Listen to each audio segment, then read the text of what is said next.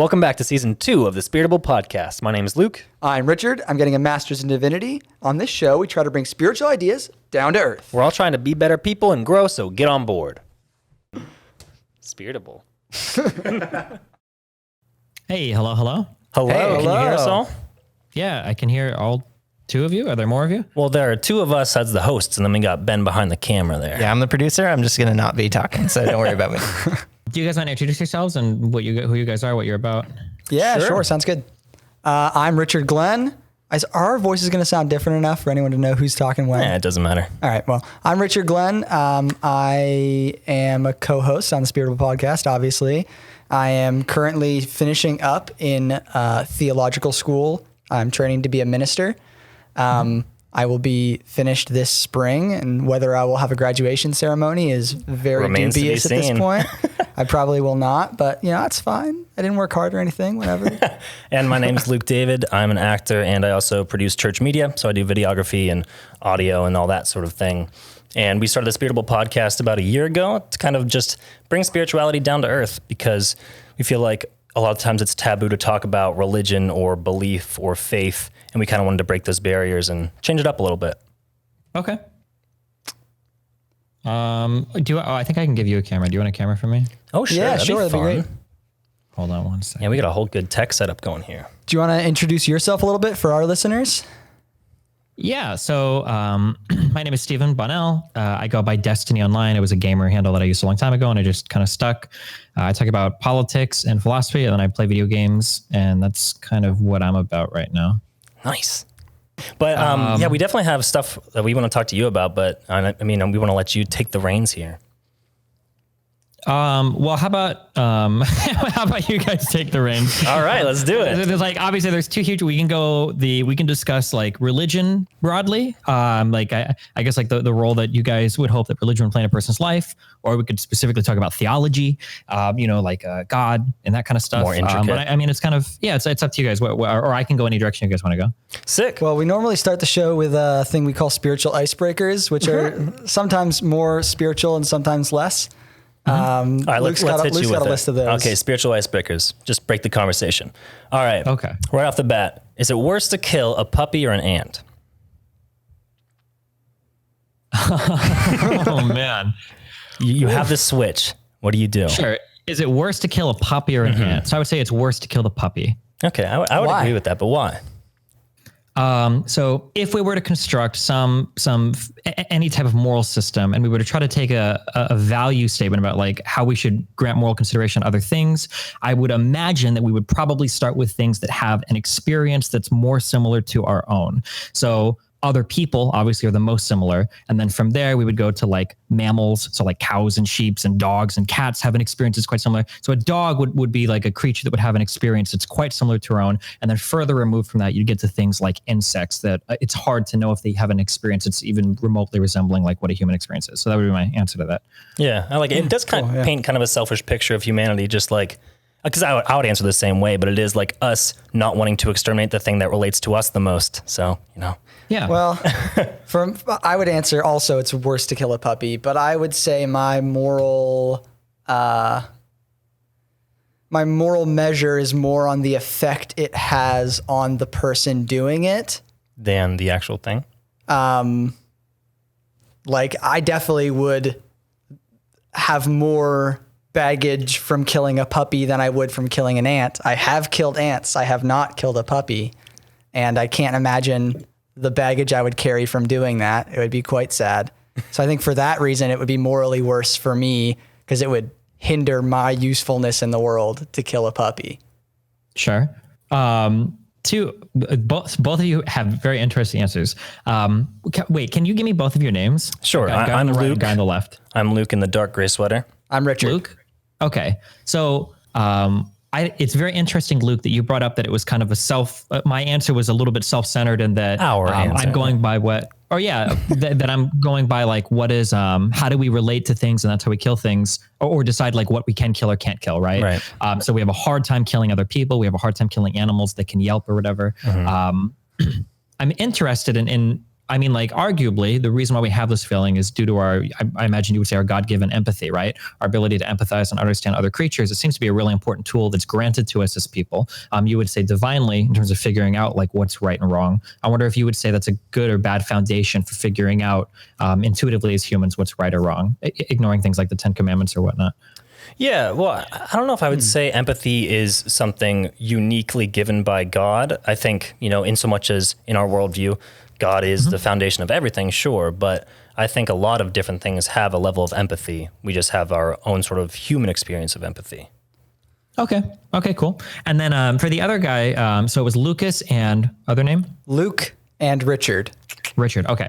For Richard's answer, and then we don't have to do philosophy for long. No, it's great, man. Yeah. Because I know you can get lost in the weeds in this. It can get really boring really quick. You mentioned that the thing that would be most likely to be killed by you would be the thing that would have the least impact negatively on you. So between a puppy and an ant, you would suffer a greater personal consequence killing the puppy than the ant. I'm curious, you probably wouldn't extend this to other people though, if their personal problems with killing things didn't match with your own, right? So for instance, if we were to find a hypothetical psychopath who was very uncomfortable killing bugs, but was more comfortable killing other people, we probably wouldn't let him get away with that same answer, right? Like, I would rather kill people than bugs because I really don't enjoy, tormenting poor ants that are just trying to do their colony, but I am okay with killing evil humans that should know better than to get in my way or something, right? Yeah, I have a probably fairly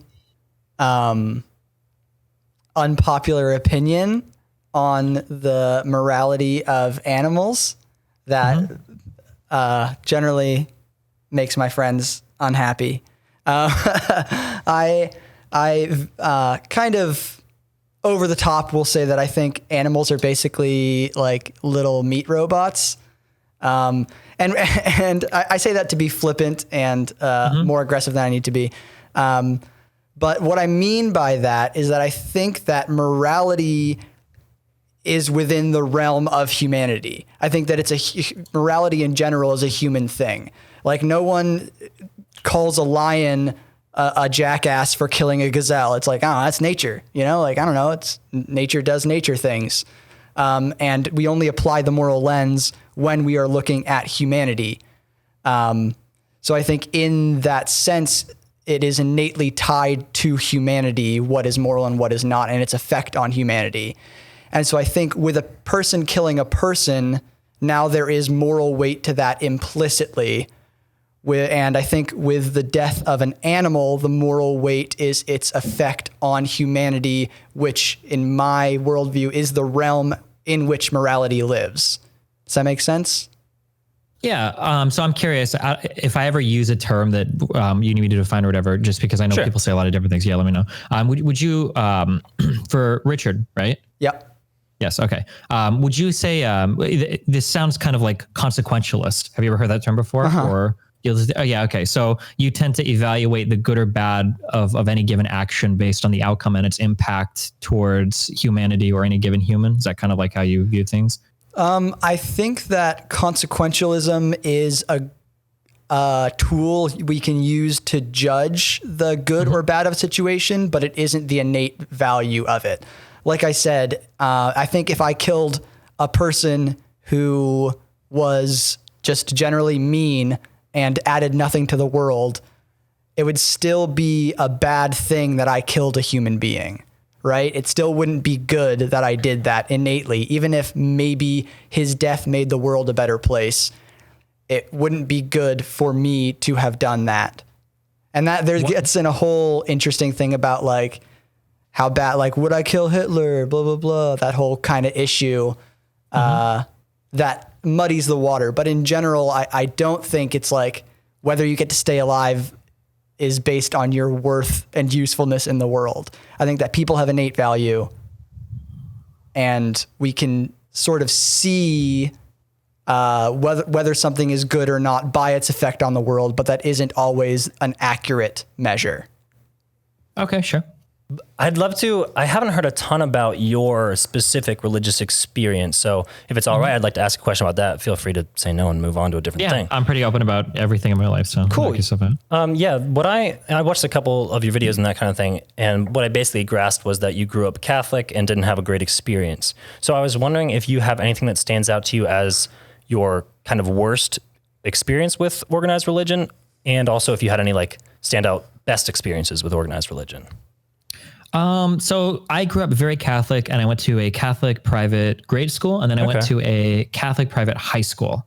So the teaching order of the Catholic Church are called the Jesuits. So I went to a Jesuit high school. My grade school experience was basically every bad trope you hear about Catholics. That's too bad. Everything sexual is evil, and our sex ed is literally pictures of like rotting genitals falling off. No. And if you have sex with one person, it's like having sex with a million people, and like just like a lot of like really very hardcore, like do or die, very, very, very extreme stuff. Yeah, man. I don't know, man, to scare kids or whatever, but like, yeah, it painted a pretty, I'll use this term. It painted a very Old Testament picture of God. I guess. I hear very that. brutal, very harsh. My Jesuit high school was a much better experience. I was Catholic going for the first half of my Jesuit high school, but even being more secular or atheist or a-religious in my later half of high school, I would say that my Jesuit high school experience very much got away from like the hard line religious ideology of God and more of like, what is the idea of Jesus and how can we live that in our everyday life? We had a lot of slogans like brothers for others and stuff like this. A lot of our religious teachings and our religious classes were more like, how can we take examples of Jesus and things that Jesus have done and sermons and all that? And how do we apply this in our everyday lives? Sure. With the struggles that we go through as teenagers, with the struggles of managing relationships and friends and school, and how do we respect our parents and ourselves, and how do we so I liked the experience that I had in high school related to religion. The grade school experience was not that good. I don't know how important either of those were. No, those are great. So in terms of shaping my being a religious now. Yeah. So what changed for you post high school? Well, you said you became more a-religious in the middle of high school, right? And it's interesting that you became more a-religious as you had better religious experience. Yeah, I don't think that the religious experience at all was necessarily indicative of whether or not I would change my mind on that. I think it's more just you guys being religious. This is going to sound really dismissive, but my current understanding is that like, I don't think that any type of theology will stand to relentless scrutiny, and that as you kind of go through life and grow up and you ask more and more questions, things don't really make sense. The way that the physical world doesn't seem to align as much with the stories that we're told theologically, and there's less and less of reason to believe in any of the fantastical stuff or supernatural stuff that are given in any religious text. So you kind of stray from it as a result of that. And that's kind of why I started to drift away when I was like 15, 16, 17. Okay. Interesting. So, what do you do with experiences that people have that seem to be beyond natural circumstance, like any paranormal activity or any like extra spiritual interaction, like a near-death experience or an after-death visitation? Because that's always been something for me personally, that when I'm in like a period of doubt or wondering about my beliefs, coming back to these sort of universally shared spiritual experiences that people have, of, visiting someone after they've died, or having someone who's dead visit you, or having a near-death experience, or even like night terrors are super interesting, sleep paralysis. So there are all these like universal spiritual experiences, and I'm wondering how you reconcile those. Our brains are like very, very powerful machines. Oh, for sure. I would say that like we have a very shared biology, obviously, in terms of the actual like the chemical makeup of all of our bodies and the organs we have. And then we have a lot of shared experiences in society. So it wouldn't surprise me that in times of great stress or under the influence of certain drugs, especially, that we would have some type of shared or common experience. If anything, I would think it would be abnormal if people would have near-death experiences and all of them would describe, dramatically different things. I think that because we have so much shared biology, biology and so much shared experience in society, it makes sense to me that under certain circumstances, people would start to envision or imagine different things. Now, obviously, you're going to reach levels of supernatural phenomenon that are inexplainable in that. So people that, claim to witness miracle healings or see things that are unexplainable or whatever. And for these types of things, I mean, I would usually default to the idea that I just don't believe it. Like, I'm expressing a healthy level of skepticism. There's no way to validate what you're saying. I kind of appeal to the idea that, like, once cell phones and cell phone video became more popular, it was a lot harder to get saints canonized for the Catholic Church. Because in order to be canonized as a saint in the Catholic Church, I think you have to have 2 confirmed miracles, I believe. It's either 1 or 2 confirmed miracles, and those seem to stop happening pretty quickly as soon as we got a video of everything going on in real life. Yeah, well, to be frank, I'm not an overt believer in modern miracles as they were in like the Old Testament. I just don't think we can have that. No splitting of the Red Sea anymore, really. Sure. Yeah, I would define myself as a fairly skeptical person, which I think surprises a lot of people coming from a background of my vocation will be a minister in my life. And one thing that my brother... He's kind of an ass, basically, is what we're trying to say. Wow, thanks. Yeah, no problem. Cool. One thing that willingly calls himself skeptical is always an ass. That includes atheists too, so yeah. Go ahead. One thing that I come back to fairly often, and this is something my brother originally said that I have very much taken on, is I think that either I would be just the most invested in the faith that I'm currently in, or I would be very, very strongly atheistic. Just because I do have a lot of skepticism around the experience of other ideology and spiritual experiences like that. And I try to stay open-minded to people's experience, but I think I am naturally a fairly analytical and skeptical person. And that being said, it's been fascinating for me to have worked through a period of really extreme doubt in my life where I was like, oh, actually, I think that religion and the belief in an afterlife is a crock of shit that people came up with because they're scared about death and about the meaninglessness of existence. And I was that way for a while. And while I was that way, I basically was like, oh, but this faith practice that I've grown up in, apart from this whole phony God idea, actually is a pretty useful philosophy for me being happy in my life. So I'm going to keep chugging along with this. And kind of over time, seeing it as a philosophy more and more, I was like, ooh, I don't think a person could have come up with this stuff. I think this is beyond the wisdom that a human can possess. And that's sort of why I am a person of faith still. But it's interesting to hear from you that your religious experience had very little about your final worldview decision. Because what I hear from a lot of people, especially people that grew up with very structured, organized religion, is their reason that they are no longer religious is almost every time that I've experienced tied to a negative experience with faith. Yeah, I think it's really important in life for everybody to not be reactionary. There are a lot of communities, especially, or people that I have like negative experiences with. But I try when you reject something that you have a negative experience with, and then you define yourself as the negative, you're essentially still allowing the experience to define you, just in an opposite manner. You hear a lot of people. I used to be in favor of X politician until like their fans bullied me, and now I've taken on the positions of every single thing that the opposite believes, and it's like, damn, it seems like you never really believed in anything that much. Then if that was all it took. I think that's a really important thing. That's one thing we've said on our podcast a whole bunch, is that we encourage people to rigorously question their own beliefs, because even just growing up in a certain faith system or cultural system, it's hard for you to see out of that and get a different kind of perspective. So actively taking steps to remove yourself from what your belief is and examine it from the outside, even though you're never going to be totally objective, still a really useful practice to do, I think, for just like self-betterment and self-happiness long term. True. Yeah, one quote that I often come back to, and I first heard this from, are you familiar with the comedian, musician, Tim Minchin? You love Tim Minchin. Luke's going to groan because I talk about Tim Minchin all the time. I can't do Tim Minchin. Yeah, I used to watch his stuff. I don't know if he's still active, but back in high school, I remember watching stuff. He does like a lot of like spoken word comedy, music stuff. I've seen, He gave a like college graduation address that's awesome, very inspirational, would recommend. And the thing he says in it that stuck with me is the ideas that we should be most aggressive toward are our own. And he says, like, take them out on the veranda and beat them with a bat. And I like that because I think that we tend to be hyper aggressive toward things outside of ourselves and very forgiving and unscrutinizing of our own belief because, we believe it. Why we need to re-examine it. And so I think that this links to your idea of like, well, those people were mean to me, so now my beliefs are different. To me, shows a very unreflective belief system. Wait, can you repeat that last part again? I'm sorry.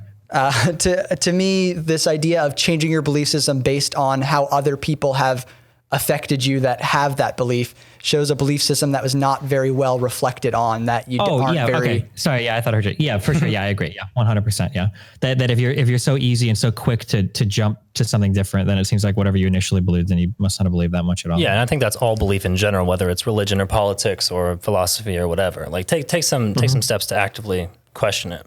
I wanted to go back to kind of universal human experiences in the more like spiritual realm or whatever. Sure. Back like a more basic step.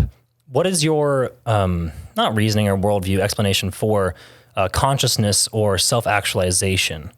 Because that's something today that feels uniquely human, verging on spiritual. So I'm curious where that comes from in your worldview.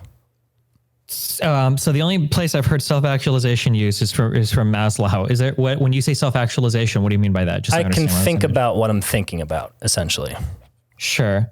Kind of like meta consciousness. Yeah. I can't give you a good. I can't. I'm not trying to like trap you, man. I'm just curious. Oh no. Yeah, I understand. It's a really hard problem. In terms of us saying that it's uniquely human. I mean, unless we're going to take like some solipsistic take towards like animals, it seems as though animals have conscious experiences that must be somewhat similar to humans. They have similar brain structure, and they seem to act in a way that would be indicative maybe of conscious experiences. So I don't know if I would say that conscious experience is uniquely human. Okay. Maybe the level of thought that we have, or the level of cognition we have, or rationality that we have, or our ability to, like, I think a couple things that humans do is we have language and we can describe things that aren't happening in the here and now, or like two like really big things that we're able to do. So we can talk about events in the future that aren't happening yet. And then we can communicate using like really complicated symbols or language. That's really good. But I mean, in terms of like how we explain it, I mean, like obviously humans are unique. We're humans. Apes are unique and dogs are unique and cats are unique. But I mean, humans seem to be the farthest we got in the evolutionary chain for mammals until we started to develop tools and everything, and then kind of like froze society in place in terms of like where we're at in evolution right now, I guess. Yeah. Cool. All right. That's interesting. But would you see? So you talked about like humans are unique, dogs are unique, cats are unique. Would you see there be a kind of a different level of distinction between humans and the rest of living things? I don't think I would group like humans and the rest of living things. Or humans and the rest of mammals?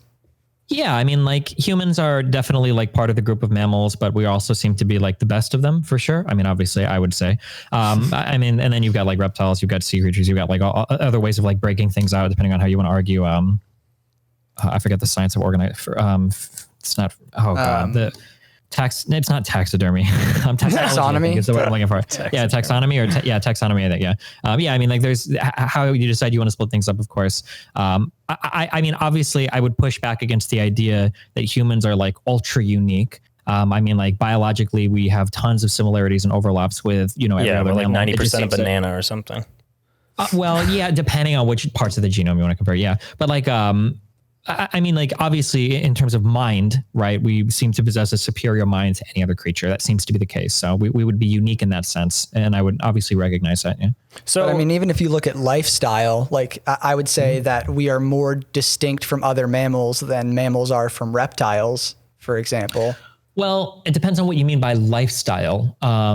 Because our lifestyle right now is largely a product of our environment that's been molded over many, many generations, right? Our lifestyles in the past were probably pretty similar to the lifestyles of other types of mammals, right? We moved around in groups, we picked plants and berries and ate them, and then we kind of hunted things as we moved around, and we did that lifestyle, which is similar to probably like big cats. Like I think tigers, lions and stuff move around in like big prides or herds, and like they hunt things, and they, sure. I don't know if they eat plants are not. But like, yeah. So, I mean, I don't think we're that unique in terms of lifestyle. Where we've reached now, we are, of course. But then I would also say that like a house cat or a house dog is pretty unique in lifestyle too. Like cats literally, go poop and pee in boxes that sometimes clean themselves and empty themselves. Like that's pretty unique. Well, but they're only unique because of us, right? That's a result of us that they are unique. If we never domesticated animals, they would be no different. So I don't know if that distinction can really be separated from a human distinction, or if it's instead kind of a reinforcement of how distinct humanity is.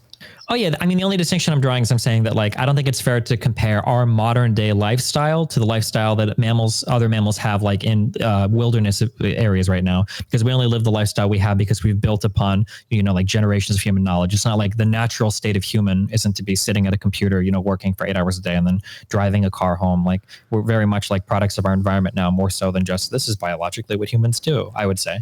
Well, I get that, but I think I think we built our environment, and that's what makes humans so distinct, is that we have been able to shape our environment and grow. And this passing on of knowledge idea, I think, is a huge separation between humanity and the rest of any living thing. A dog doesn't share the knowledge with its pups that they then avoid the problems that their parents ran into and grow and change and adapt like humanity does.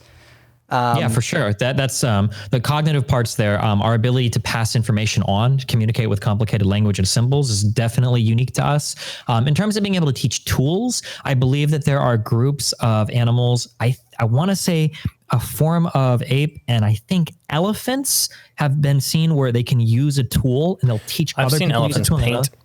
Yeah, and I think they can spread that knowledge to the tribe, but to do it at the level of sophistication that we have is uniquely human. Like we were the ones that got to that. So would you say that's just like chance that it happened for humans to develop in this much of an exponential way?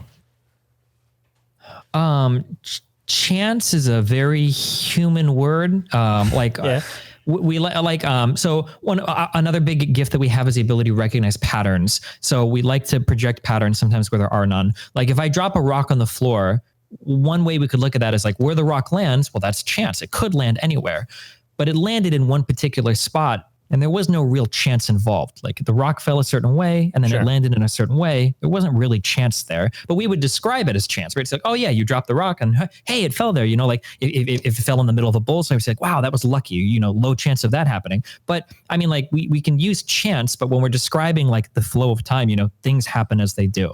So when we look at things like, I don't know where you guys stand in terms of like evolution or natural selection, but as an atheist, obviously I buy into the theory of evolution. When we look at like where the human mind is developed, if you ask me like, well, was this chance? I mean, I would say, well, no. I mean, like over a long series of time, different phenotypes have been chosen that are advantageous in certain environments because they allow you to breed more. And this is just the end product of that chain of like selective pressure, basically. So, I mean, you can call it chance. I mean, but I wouldn't really use the word chance to say that. Sure. No, that's a fair distinction. Yeah, I was actually just talking about your question about evolution. I was just talking about this the other day with some of my classmates and one of my professors. This idea of where our faith or my faith generally stands on the evolution idea is basically it fully subscribes to Darwinian theory of evolution until you get to the idea that the mutations and changes were random. Because we would say that or my faith, as I understand it, says that there is no such thing as true randomness, that everything is guided in some way by God. And so evolution was guided to create the human form because it was the end of the goal of creation in general for humanity to be created, to be able to communicate and exist with God.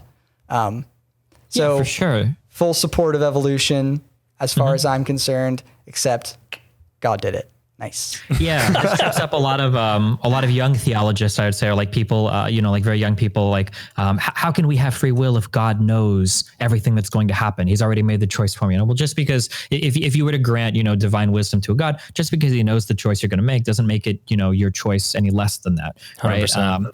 Yeah. And then much the same that like we could still believe that we live in a divinely inspired universe that's been crafted and created by God. Evolution or natural selection or any part of evolution could very much be a tool that God uses to create humans. That's not spoken about in as much detail in Genesis, but yeah, I mean, that could be a tool of God nonetheless. So we could argue that evolution exists as a process. Humans were the end product of that. Now, what appears random to a scientist might have been a guided process by God, but a scientist could accurately describe all of the underlying mechanisms just as well as they could, and that could still be a process that was divinely inspired, right? Yeah, because basically the way I see it is the natural order that scientists work under is an order that God created and works within for the sake of our freedom, right? Like if science suddenly became really inconsistent and there were widely recognized, unable to be disproven miracles, it would not be in the realm of human freedom to believe or not believe in God, and then basically wouldn't be human because in my opinion, humans are defined by their freedom of choice and their reason. And that's what to me makes them distinct. And so we live in a realm of science where things can be tracked to science, because if they couldn't, we'd be like, well, guess there has to be something else going on. And I do think a lot of Christians fall into, or the stereotypical Christian falls into a trap of trying to push back against scientific research in general, science in general, because it was sort of a reactionary thing to Enlightenment to be devoid of science and to retract away from that. And I think that just is a disservice to religion to say that science is wrong and God is right, when why can't they both be right? Yeah. For me, at the end of the day, at least. I feel like it just gives religion a bad name. And the interesting thing is that I'm not totally clear on this. My church history is not the best. But I'm fairly sure that the prevalence of, what's the word I'm looking for here? Like the actual factual Literalism? history. Yeah, biblical literalism. Okay. Was not very common in early Christianity. And that basically all of the big church leaders saw the beginning of Genesis as allegorical and like myth creation stories. That's probably a good distinction for our religion comparative to other Christianity, is that a lot of what the stories in the Bible we see as allegories or having a deeper meaning and not necessarily being factually true. Like Adam and Eve, we don't believe actually existed. That's a story with a deeper meaning, that sort of thing. Sure. And we do believe that like Abraham through the New Testament were all things that actually happened. But through that is also told like a deeper message for our spiritual life is a big tenet of the faith that we're both a part of. Swedenborgianism, General Church, whatever you want to call it. Well, so here I'll do some atheist prodding. So let me Slam us. We're ready for a second. So earlier, you mentioned something very interesting.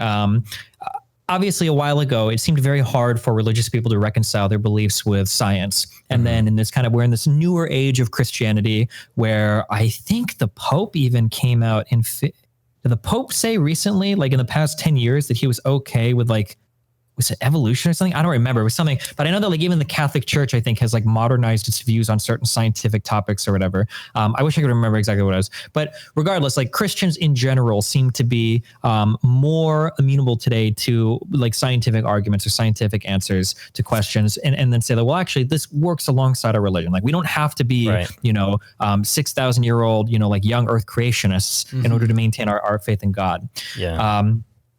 So one of the things that I wonder about this is, I'm sure you've heard, I'm making a small argument of like the God of the gaps. I think one of the problems that people have is that religion used to explain so many more parts of our lives, or myth in general used to explain so many more parts of our lives. But as we've investigated more and more and more of these parts, the answers that we've come away with have always been scientific or physical rather than religious or immaterial. That there's never been a question that we've investigated where it's like, hey,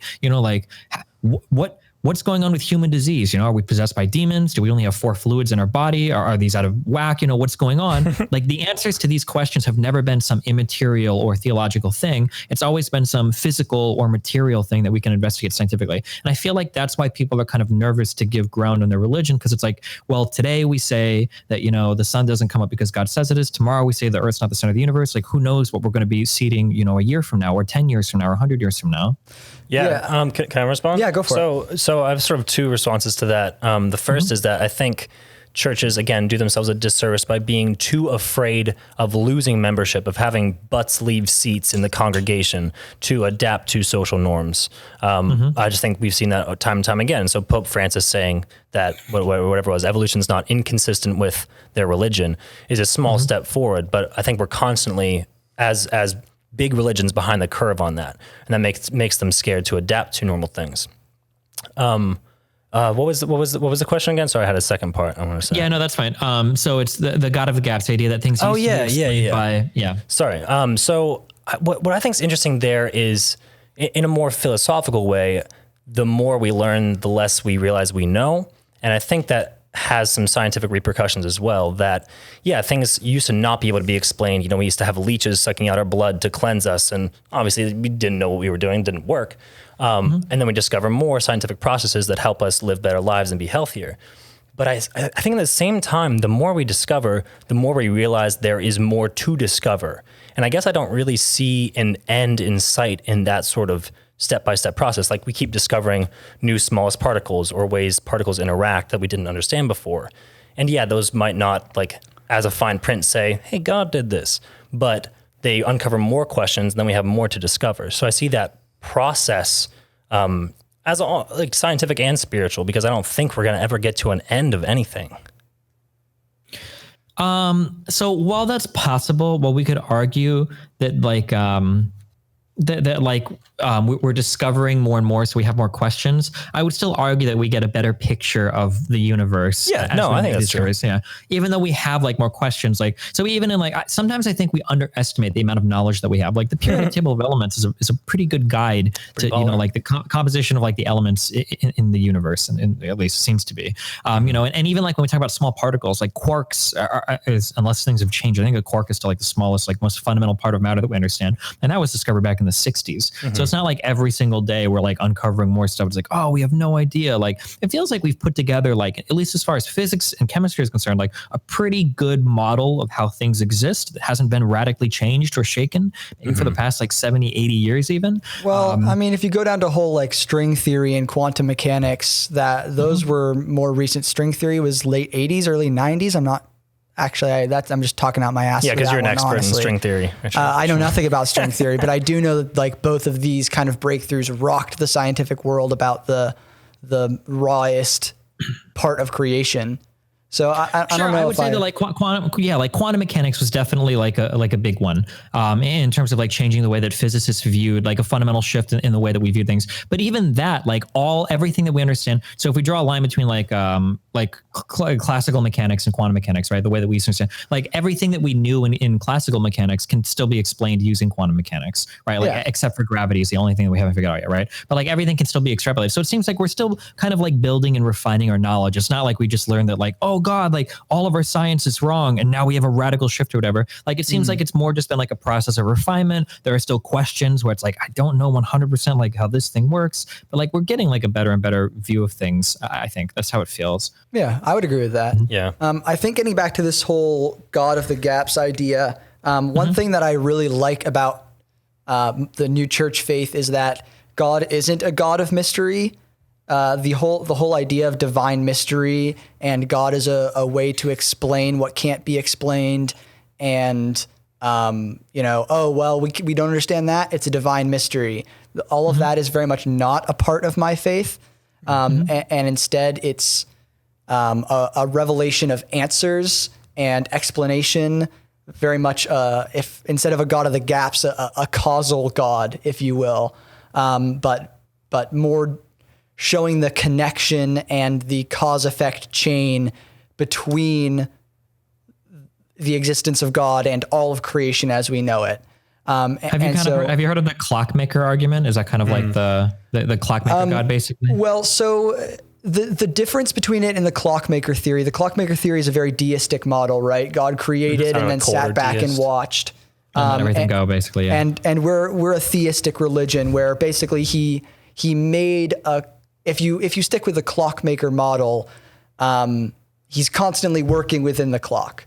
Still, he created a realm of reality, and the way that I see it is his interaction with the physical world is not like changing the way that physical things are happening, but his providence, his leading is changing the way that we are able to respond, helping guide a person to a more patient response or a kinder response, or, the process of spiritual growth within the realm of a static natural world.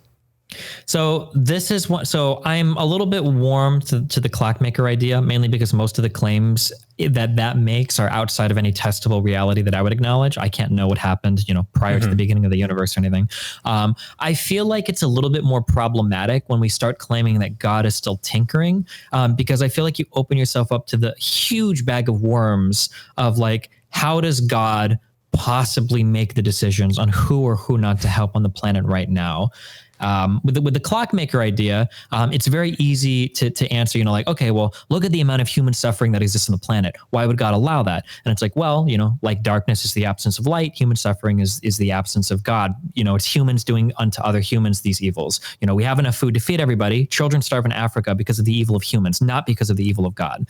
But if we're going to make the claim now that God is interjecting into the lives of some people, right? Why does God help, a middle-aged mom, save her son from becoming disabled because he fell into a lake or whatever? But God doesn't help all of the other millions of people that are going through so much worse, in third world countries. How can you possibly start to figure out why God does what he does or helps who he helps in this reality? Yeah, we run into this idea of like a capricious God. That's basically what you're talking about, right? Like God picks and chooses at seemingly random with no moral prerogative who is saved and who is not, who is helped and who is left to their own devices. And my faith, as I see it, often talks about the analogy of God as the sun, right? And the sun, like in the New Testament, shines on the evil and the just. It shines on everything, right? The sun doesn't discriminate what gets its light. You're on board? And yet we can go outside into the light, or we can stay inside.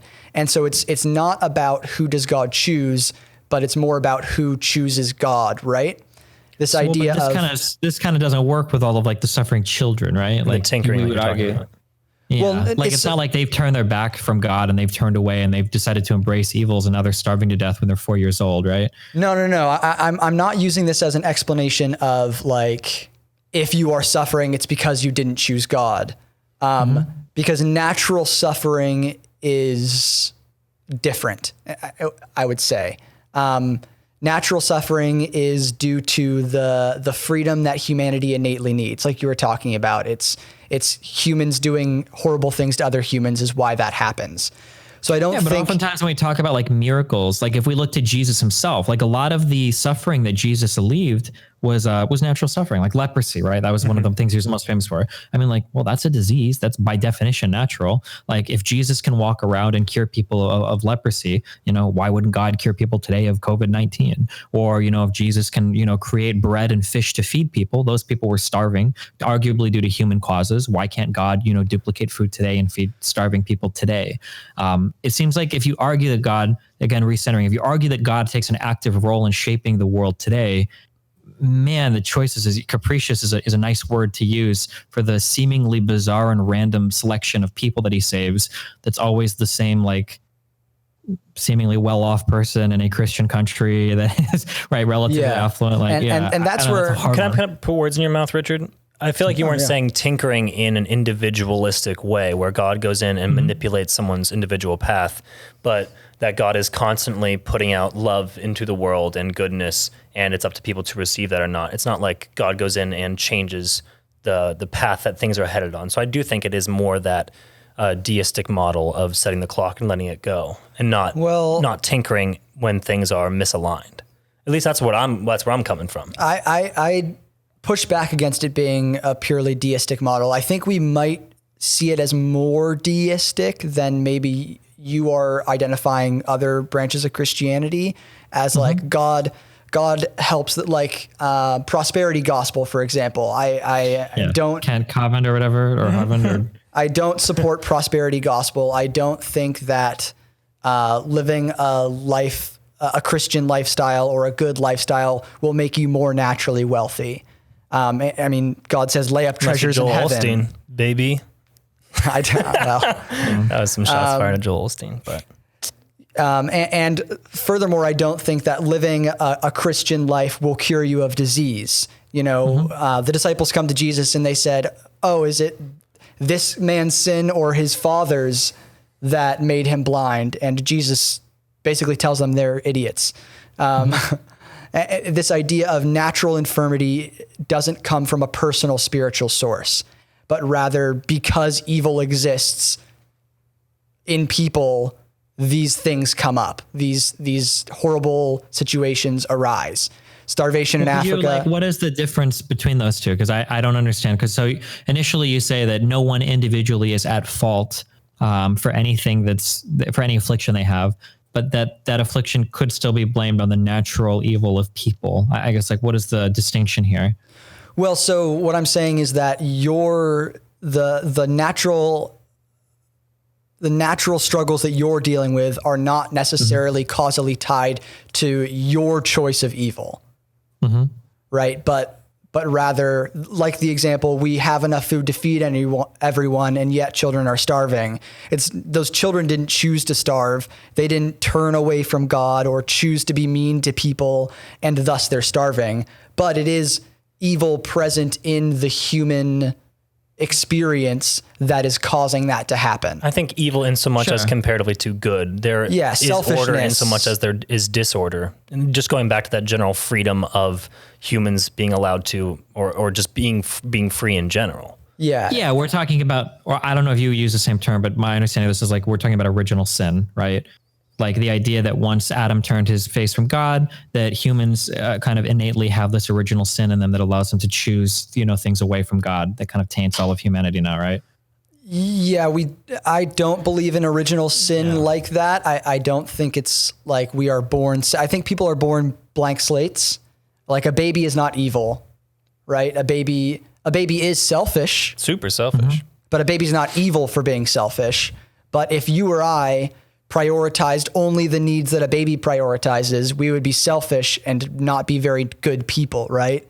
If all we cared about is whether I ate and I slept and I was clean, and I would be a jerk. And so we start out in a very selfish place, and we're supposed to grow and change from that to a more selfless, a more useful, more widely serving. And we see that as a work in progress. We don't buy into instantaneous salvation or anything like that. Like, you have to work on being a good person, bettering yourself to, become that and save yourself in so much as you can. Sure. If we are taking if we're not going to take a deistic approach, I guess, to God, then what types of interventions does God make in this world, and how does he choose to make them? Oh, that's a great question. I think that people that share the same faith as me interpret this question fairly differently. I think there are people that fall more on the side of like, oh man, I took the back route to my job today and there was a big accident on 95, and if I had been there, I maybe would have been in it. God saved me. That's not where I take it for myself. I think that the tinkering, if you would, that God has is more of an internal thing, more of a spiritual thing. Like when I am able to not say that harsh thing back to someone who pissed me off and not be vengeful, that is me opening myself up to the presence of God to give me the strength to not be an ass, right? And God is present in our process of spiritual growth, not our physical experience. Okay, yeah. I mean, then like my follow-up question would be like, that's great that God intervened for you in a spiritual manner, in an immaterial manner, and made it so you didn't like shout back at somebody. Why couldn't God intervene, in the crazy husband or wife that murdered their spouse and give them a moment of clarity? Like, how does he choose who to save? Yeah. It just seems like such an impossible to overcome. I think God has constant salvation going out, and I don't think God intervenes in the material way to save people or to prevent things from happening. Because again, going back to free will, or we don't.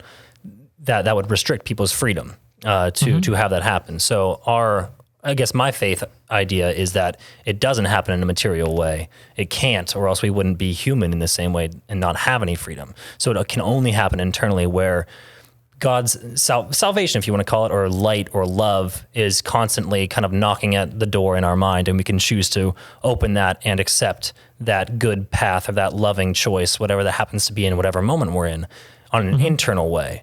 And I think that's where that distinction comes in, that it's not material, that it is, if you want to say metaphysical or whatever, of God's light or salvation. And then we have to choose to accept and open that door, kind of. And I think with your example of like that husband that hits his wife, that's clearly a situation in which he is not reciprocating to God what God is sending out, right? Like, yeah, that's not him opening the God's door. Yeah, for example, if I love my wife and if she doesn't love me anymore, how much of a relationship are we really going to have? None, really, because you need both people to be consenting members of a relationship for any growth to happen. And our relationship with God is the same way, where God is constantly consenting to a relationship with us to help us grow and be happier, but it's our choice. We're left in our own freedom. Back to that blank slate. To choose whether we're going to reciprocate and make that relationship a reality or not.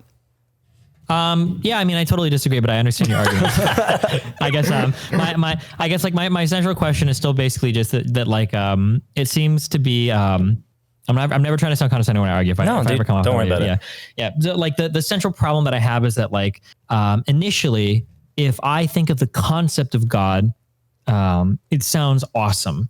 I have this eternally loving dude, is omnipotent, knows everything, is omniscient, omnipotent is infinite power, omniscient is knows everything. I think omniscient, he knows everything, he has infinite power, he can guide me, help me, do all these cool things. That sounds awesome. But then when we start to get into the weeds of what can God actually do, we go from this insanely powerful, this guy could beat everybody in the Avengers with his hand tied behind his back. And then he gets weeded back into, God is basically this Wi-Fi broadcasting on low frequency. And if you're already like a very loving person, then you kind of get the signal and then you act maybe a little bit more loving than you would have otherwise. So it seems like we end up pushing it back into this realm where it's like, man, you talk about all these people that were receptive to God's message and decided, not to, go off on their significant other or to be a little bit more kind. These people were probably already like pretty kind people to begin with. These people were probably already going to make pretty good choices to begin with. It seems like it'd be really cool for God to step in and maybe, the guy that's about to murder somebody or sell crack to a kid or sexually assault somebody, like these seem like the people that would need God the most, that have the hardest time, putting out their antenna for him. But I mean, obviously as an atheist, it's my point of view, but yeah. Yeah, I totally get how that is frustrating. And I wish that we lived in a world where God could come in and just quick fix people who are hateful and vicious. About to harm people. And about to harm others. But again, I think we do live in that world, right? He sent Jesus. He did send his son one time. Well, there's a whole unity of it's fine. What do you say? Wait, I'm sorry, I'm not sure in terms of denomination. Are you guys like Jesus fans? Or do you think Jesus? Big Jesus fans, but we are Trinitarian in that we think that the Father, Son, and Holy Spirit are different ways of talking about the same person, not a tripersonal Trinity. So the whole he sent his son thing is like, nah, he sent himself. He came. So my understanding is Catholics also believe in the Trinity, the Father, the Son, and the Holy Spirit, or Holy Ghost, depending on how old you are. Is there a significant difference between how Catholics view it versus how you view it? Yeah. So they have a tripersonal Trinity where it's three persons that make one God together. Whereas the way I would see it, if you're going to talk about the Father and the Son and the Holy Spirit, it's more talking about like the love that's in God and the wisdom that's in God and the way that God affects the world. The way that I could talk about myself as a son and myself as a husband and myself maybe one day as a father. Or as a thinker and as a doer. Yeah. Yeah. And so it's kind of highlighting different parts of a single individual, not talking about three people with conflicting wills that came to a consensus to not have the world be destroyed for its evil. Sure. I don't think Catholics believe necessarily in the last thing, right? Like the Father, Son, and the Holy Spirit are all reflective of like a similar entity that even if they are somewhat distinct, they make up a whole, right? I'm not Catholic, so I'm not gonna. Yes. And I'm not an expert on Catholic doctrine, but from my understanding with the whole atonement idea where Jesus came to die for our sins kind of thing, where it's like God wanted to destroy humanity and Christ was like, no, please don't. And he was like, fine, because you died, I won't. And obviously it's a huge simplification. Yeah, I could be wrong, but if that's the thing, I missed that in all of my Catholic education. I may be mixing up Catholicism and Protestantism right now. Again, I'm not an expert on other faiths. Blanket apology. So take everything I've said with a grain of salt.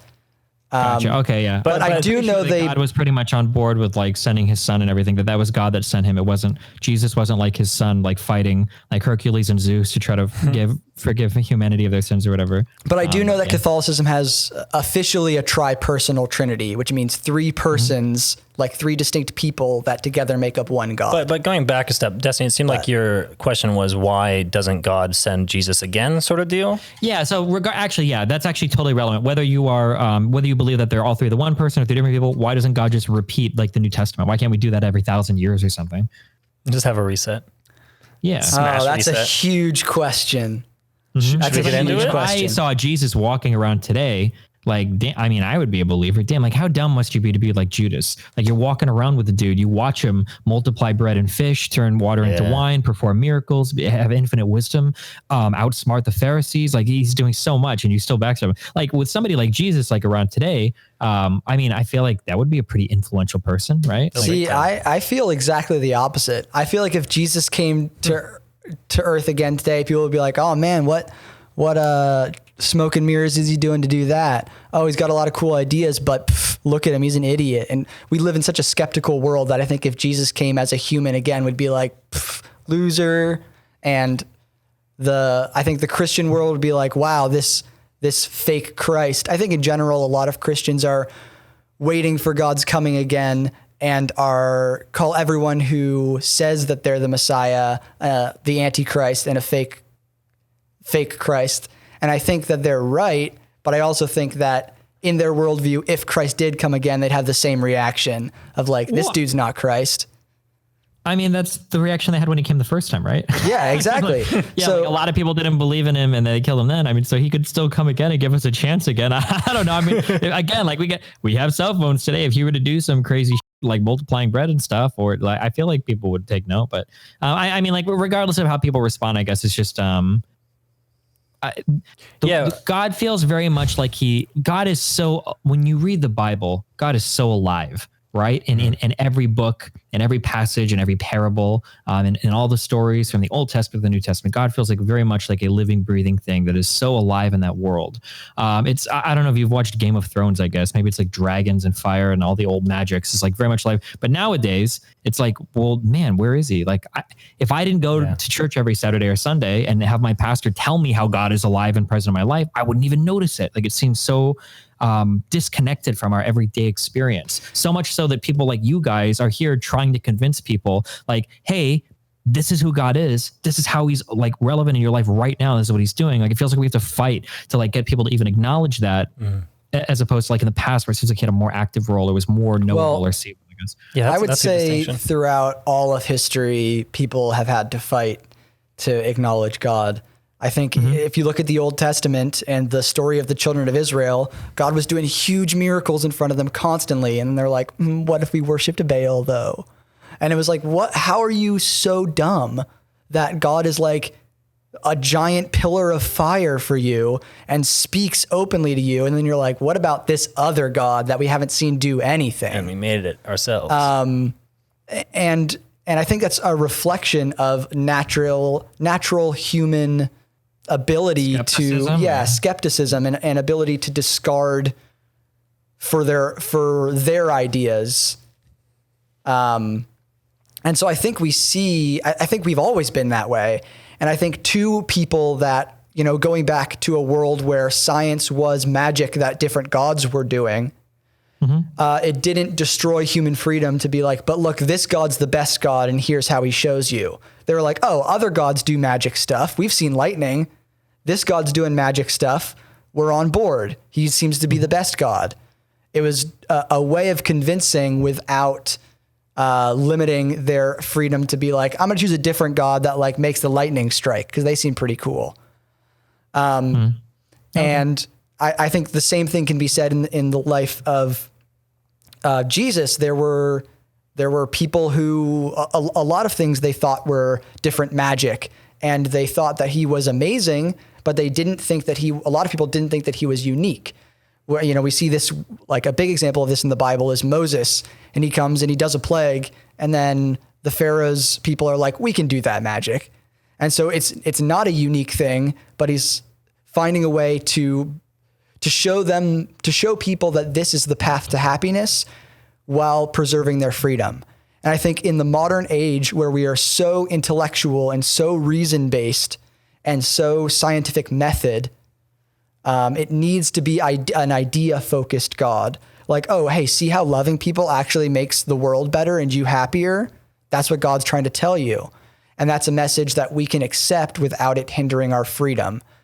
And so a lot of the limitations of God that we see that can be frustrating, like why isn't God stopping all this horrible stuff, is because above everything else, God values humanity's freedom because it's what makes us human. And the moment we don't have freedom, nothing we do matters, because God could have built a bunch of robots that walk around, and he didn't, because this idea of consent and reciprocation is so vitally important.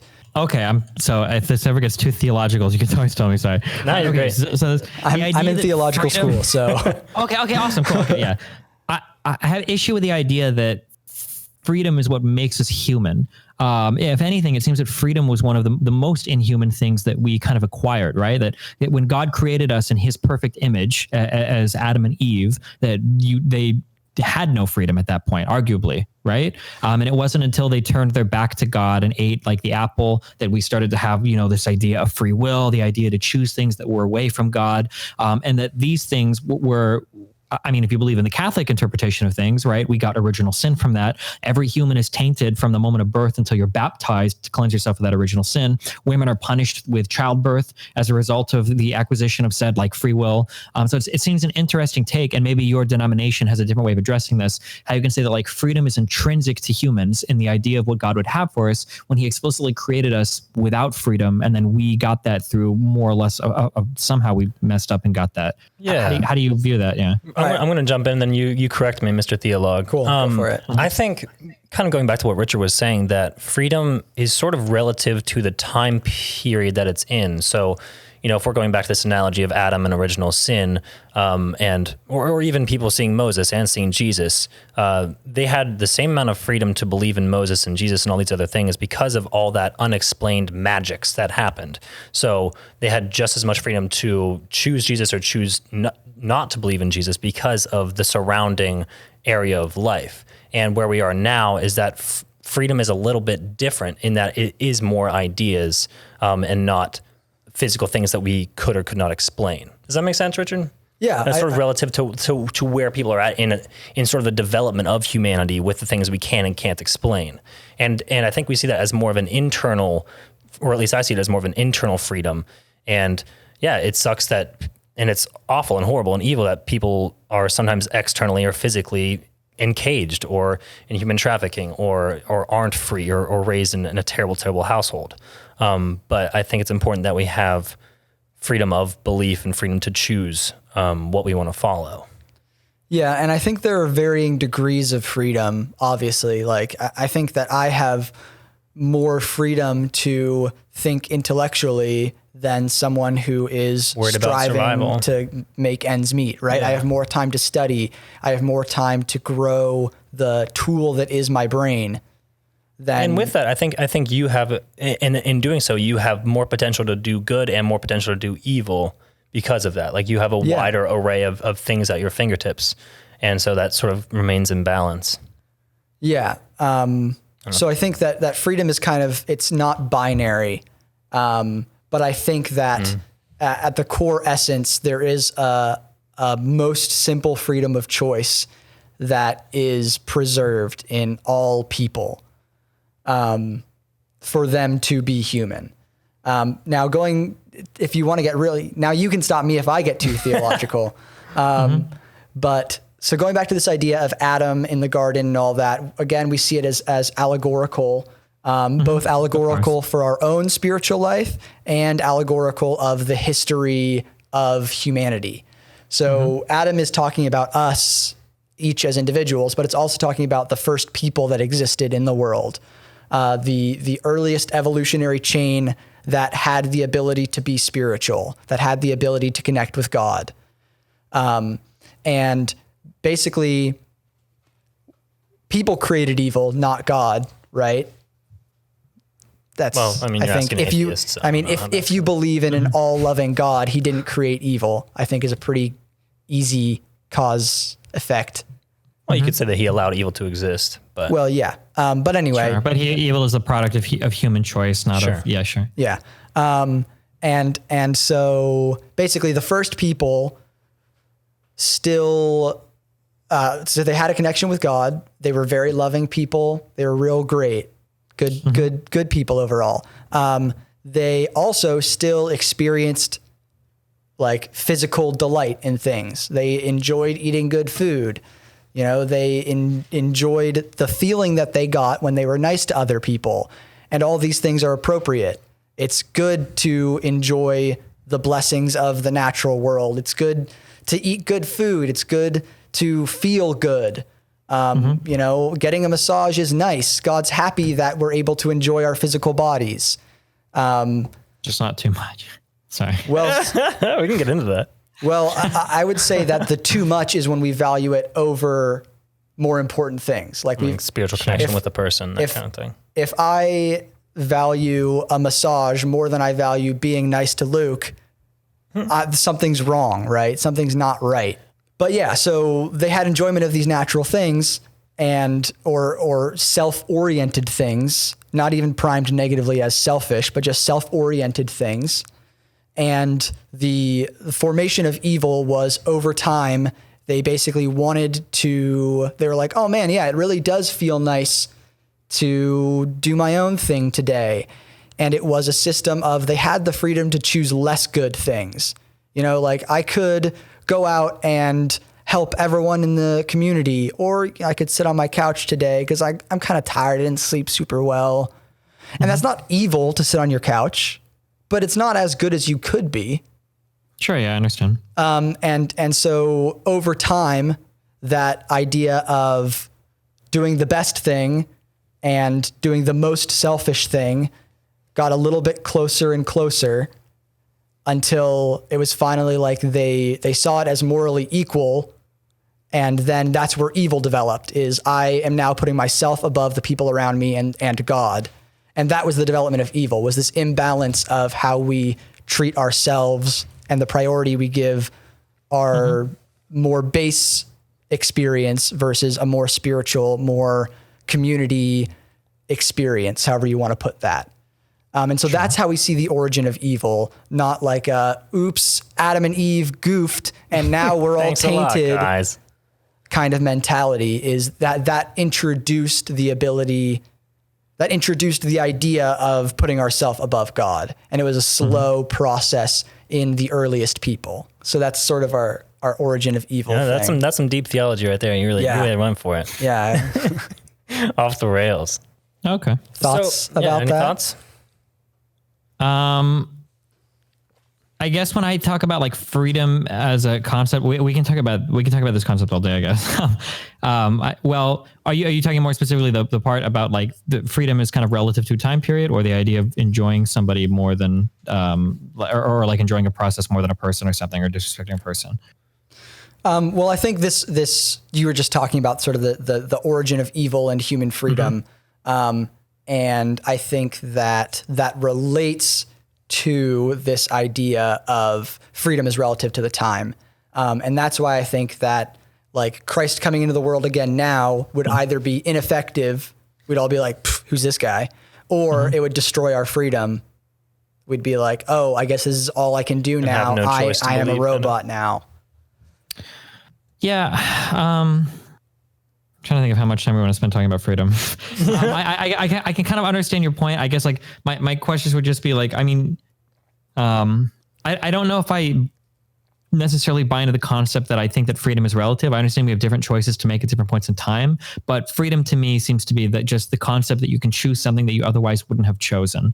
And that seems to be pretty unique, but something I do human think experience. Like there are all points in time, like we've always had the ability to make choices. Like whether or not we're choosing different things in the past, we still have had the freedom to choose, and now we choose and are ubiquitous to human experience is what I was thinking. Yeah. Well, just in that sort of definition, I definitely think that people can be influenced by their environment and have that be an effect on their quote unquote freedom. And, we are all products of our environment in different ways, and that shapes the choices we make. So I definitely think that we kind of aren't held accountable as much for those things that shaped us in such a way where we automatically felt very strongly toward one end or another. So I'm with you on that about freedom. Sure. But I think looking at kind of an example, and we go to like old mythologies, people know Greek mythology pretty well, so I'll use that. If you're, in rural Greece and back in the day and you see lightning strike, you'd be like, oh man, Zeus is pretty pissed today, huh? Right? That's Sure. what your worldview would interpret it as. Sure. If you saw a giant ball of lightning floating to you that said, I am God, do as I say, you'd be like, whoa, Zeus is talking to me. That's wild. It wouldn't force change upon your worldview. It would definitely force change in your life. It'd be a pretty life-changing experience, and people today still have very life-changing experiences. But it wouldn't force change on your worldview. Whereas today, of course, if you saw a giant ball of light float toward you that said, I am God, that would probably force a pretty drastic change on your worldview, right? Sure.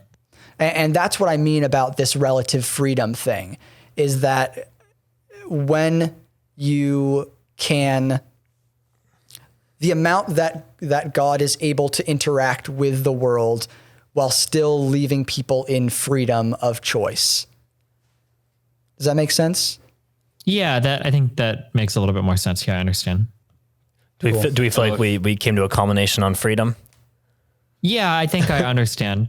So let me rephrase just so I'm on the same page as this. We don't have to talk about the same way if you don't want to. So you're saying that like God's ability to intervene in the world in the form of divine intervention, the impact that it's going to have on our free will is relative to our understanding of the world at the time. So in the past, God might have been able to speak to you from a tree. Everybody thought trees could talk anyway, so that's a normal thing, and it's okay. God can do that, and it doesn't dramatically intervene in your free will. But if he were to do a similar action today, we would know that that's not possible. Our overall base of knowledge is greater. God can't intervene in that manner, so he has to find other ways to do it that don't necessarily impact our free will in such a way that it would cause like a massive turnabout in life immediately, right? Yeah. Dude, that's a pretty baller summary. I'm impressed. Sure. Not gonna lie. Okay, yeah, okay. Gotcha. Okay.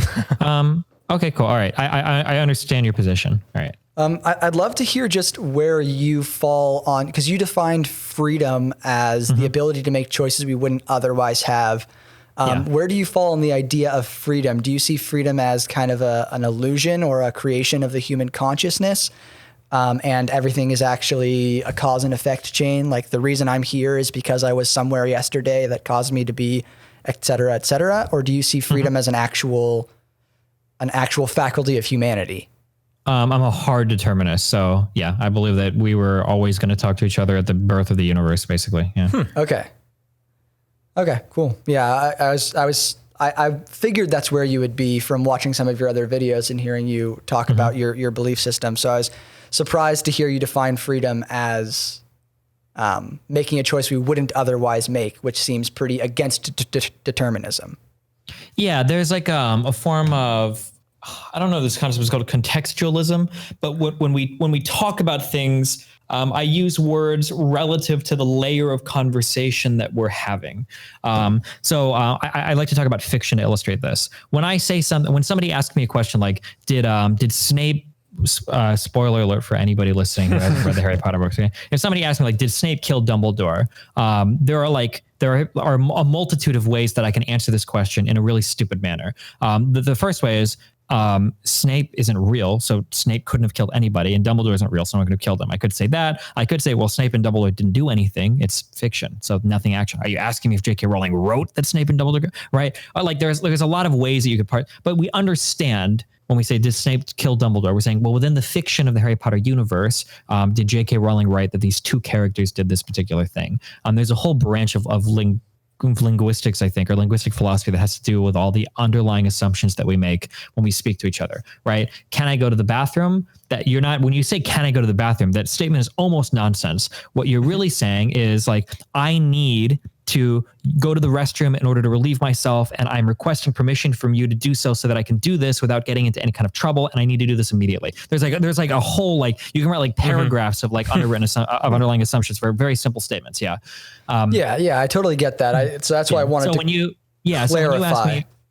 When you ask me, when I talk about choices, like I still talk that way. I have to, right? Like if I'm scolding somebody, like, why would you choose to do something that's stupid? Like, what's wrong with you, right? I would never say like, oh, well, he did that because of determinism, right? I have to speak within the framework as we're humans and we still talk about choices, and that's how we think that we, do these things. So of course I'm going to speak as though we're making decisions and not just say like, oh, that's deterministic. Oh, that's deterministic. Oh, that's deterministic. That doesn't really have any meaning to us, right? Yeah. So would you say that your determinism is sort of like something you see as intellectually true, but doesn't affect the process of your daily life? Because I think that if we connect determinism in reality to our actions, we relieve ourselves and everyone of any fault, and basically nihilism is the result. Do you get what I'm saying? And again, I'm not trying to dismiss your worldview. I'm trying to say that I think there's a difference between being like, I think intellectually this is how it works, but it doesn't serve me to live my life by that. Do you get what I mean? So determinism can serve us in determinism can serve us in an intellectual sense, and that it can help us better to understand why people make the decisions that they make, and it can help us predict things that are better. I don't know if you had a religious upbringing. One thing my mom used to tell me all the time is garbage in, garbage out, and you are who you hang around. So like pick better friends, because if you pick bad friends, you're going to grow up to be a bad person. If you spend all your time consuming junk content, watching horrible stuff on TV, blah, blah, blah, blah, blah, because we watched TV back then, they would say, oh, well, you're going to grow up to be a garbage person, right? Or not a garbage person, but like, garbage in, garbage out. It's not good. So like this, regardless of my mom standing on free will, this is a somewhat of a deterministic understanding of the world, right? That if I have enough of a negative influence, I'm going to have somewhat of a negative outflow. That's just an inevitability of that process. Yeah.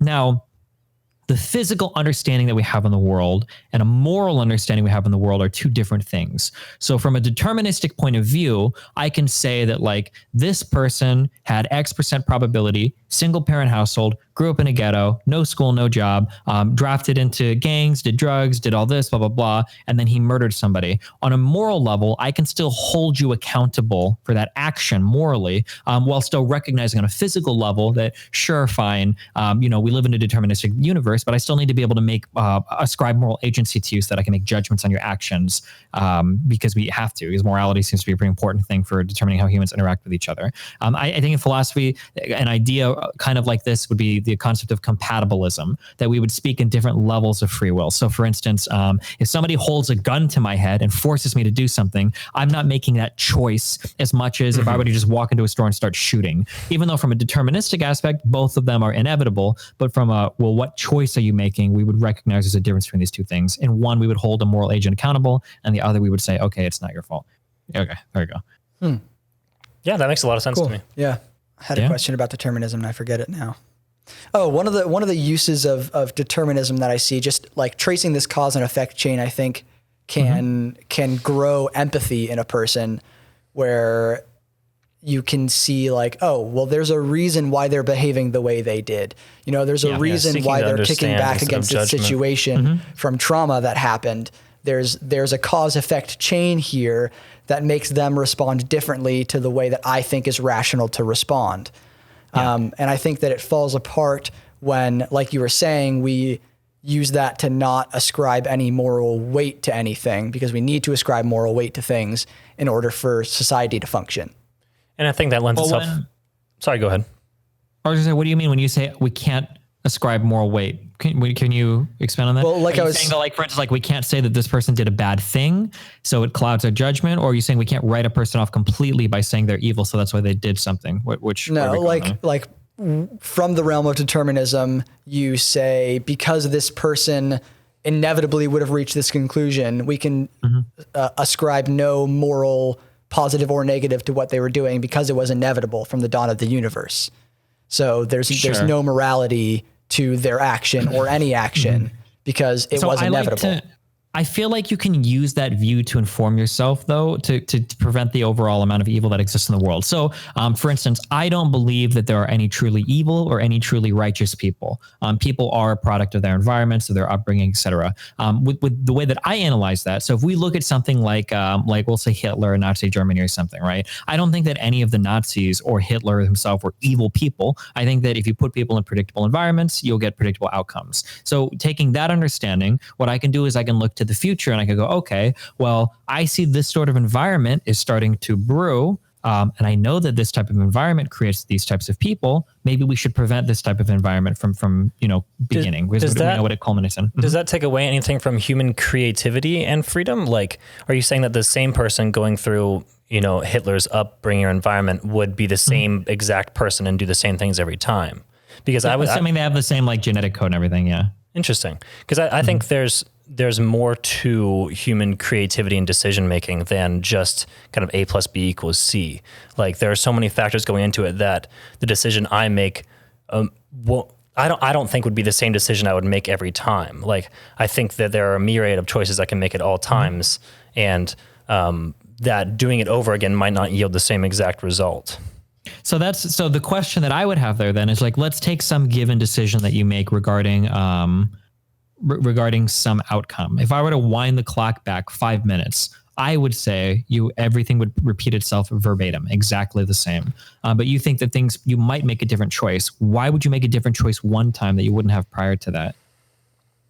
I guess that's true. If every single external factor is exactly the same, there probably wouldn't be any justification for things to go differently. Yeah. But I guess my larger point was that I think it's hard not to say that there isn't any moral weight to someone or something, because even though their environment was set up in such a way, they still did choose things. And I think evil people choose things for selfish or evil gains. If someone held a gun up to your head and said, you need to do this, and that action was deemed immoral, that wouldn't be a consequence from you or a moral weight on you because you were forced into that. But I think there is flexibility with what is forced and what is just influenced by your environment.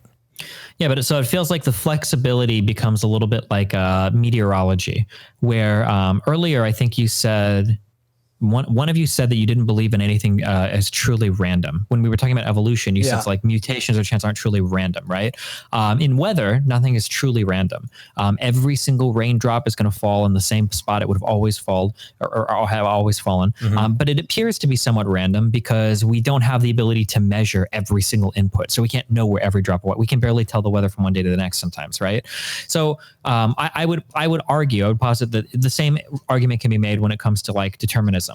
Like we would say that like, well, okay, sure. Maybe when it comes to choosing if I would pick like the left M&M or the right M&M, maybe I would have always made the same decision. But for more complicated choices, there's so much more that goes into it. Right. But I think that we kind of hide behind that idea that there's so much more, when the reality is that, well, if every single antecedent cause was the exact same, if every single auxiliary reason remained unchanged, there's no reason to assume that you would just do one thing differently than you would the other. Or if you would, you'd have to be able to point like, well, where does that spontaneous innovation, that random chance thought in your mind, where could that possibly spawn from?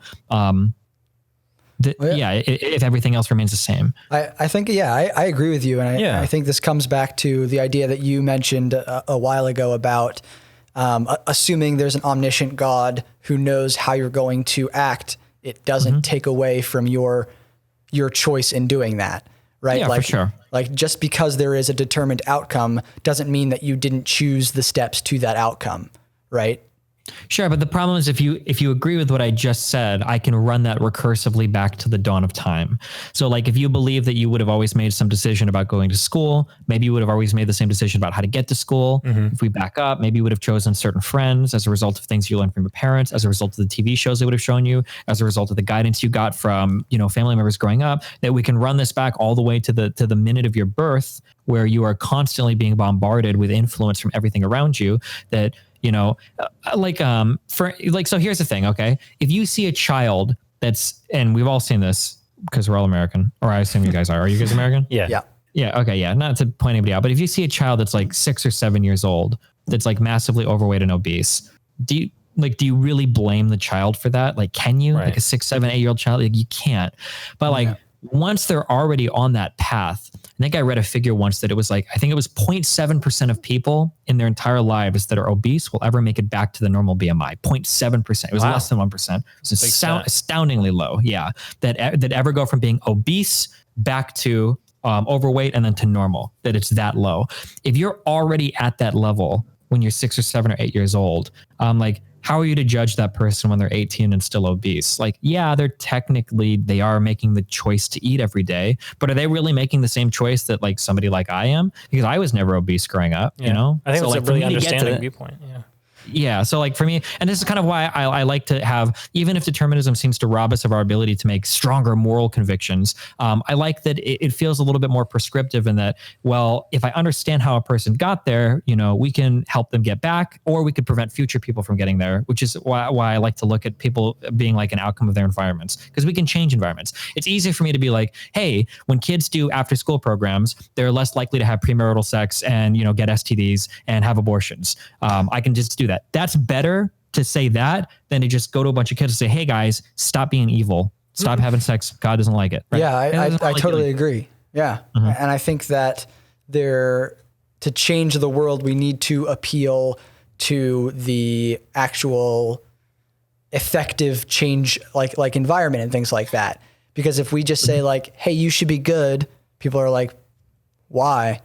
But if he's like, hey, you should be good because it makes society better and actually is going to make everyone happier. And you happier. And so if you want to be happy, which we all do, being nice to the people around you is the way to do that, in a broad statement.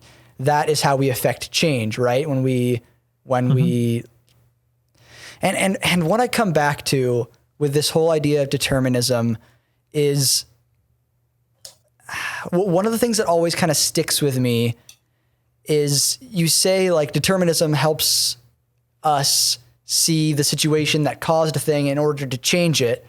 Yeah. But weren't you always going to change it? So why do you need to be a determinist but you always would have been it just feels tautological in some ways. I mean, like determinism exists on a foundation that like is not worth thinking about as humans. Cause it's like, I get that. Like, yeah, it's kind of like time doesn't really exist.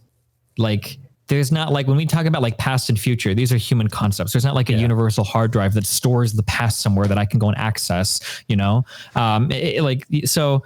even if we have like an understanding of like time, we speak with it, even if it doesn't really truly exist as a thing. Right. And then, it's the same thing with like determinism and choice. Like when I say like, hey, you should make better choices. Remember how I, remember how earlier I said that when I ask, may I go to the bathroom? It's actually way much more. Yeah. When I'm telling someone, I think you should make better choices, like that whole statement is really like, hey, I'm somebody that has influence in your life. I'm going to make this statement in the hope that it's going to cause you to change your mind on something. So I'm going to tell you to do this thing that I think would have a better outcome for you. And I'm going to try to make that argument to you, understanding that because I believe in a deterministic system, me being one of your inputs here is going to cause you to make a different decision, right? It's more like it still works in a deterministic mind frame.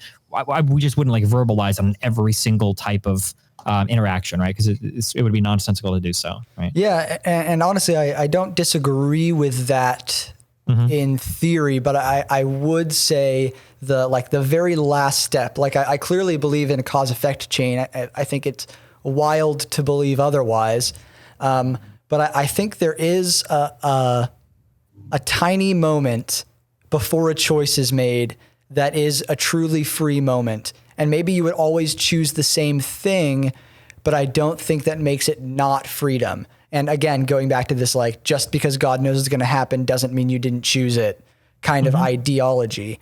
And I think that is kind of where my faith connects with your worldview is, and behind all this cause and effect is the creative force of God, right? And in that little tiny moment before a choice is made, that's where God affects a person, right? Sure. And I think those effects are unseen because they need to be unseen. And I think to a non-religious person, that really feels like a cop-out. And for a lot of years, for me, that felt like a cop-out. And it came back to the idea of, if you need me to prove it to you, then we're not talking about faith anymore. We're talking about science. And by nature, if I say this is my faith, it is not proven, and that's a nonsense question. Sure. Right. Yeah. So, I mean, like, obviously I completely disagree with you, but I understand with what you're saying. Right. So like my statement would be like, every single choice that you make, there's only two possible things that could influence your choices. One is the knowledge in your head. So everything that's happened to you prior. And then two would be your biology. So like, how are your hormones being produced? How is your brain working? Like, these are the only two things, right? If we were to try to slip in some immaterial faculty for making a decision, another part that would influence us would be, this is where we would like bring in the soul, right? We would have this immaterial entity that's a reflection of some immaterial aspect of our lives, our soul. And maybe this is the thing that would be the final push. You know, like, I could either do some horrible thing or do some incredibly righteous thing. I have my brain and my biology. I've got all my prior determinants. And what am I going to choose? And maybe the moment before we make that choice, maybe some reflection of your inner character, this immaterial thing comes forth to push you in one direction or the other. That would be like the place where we could slide in some non-deterministic input, I would say, right? So have some kind of free will. Yeah. I see the cause and effect chain a little differently. So for a little bit of background, my faith believes that there's a natural world, the physical world. We're all in it right now.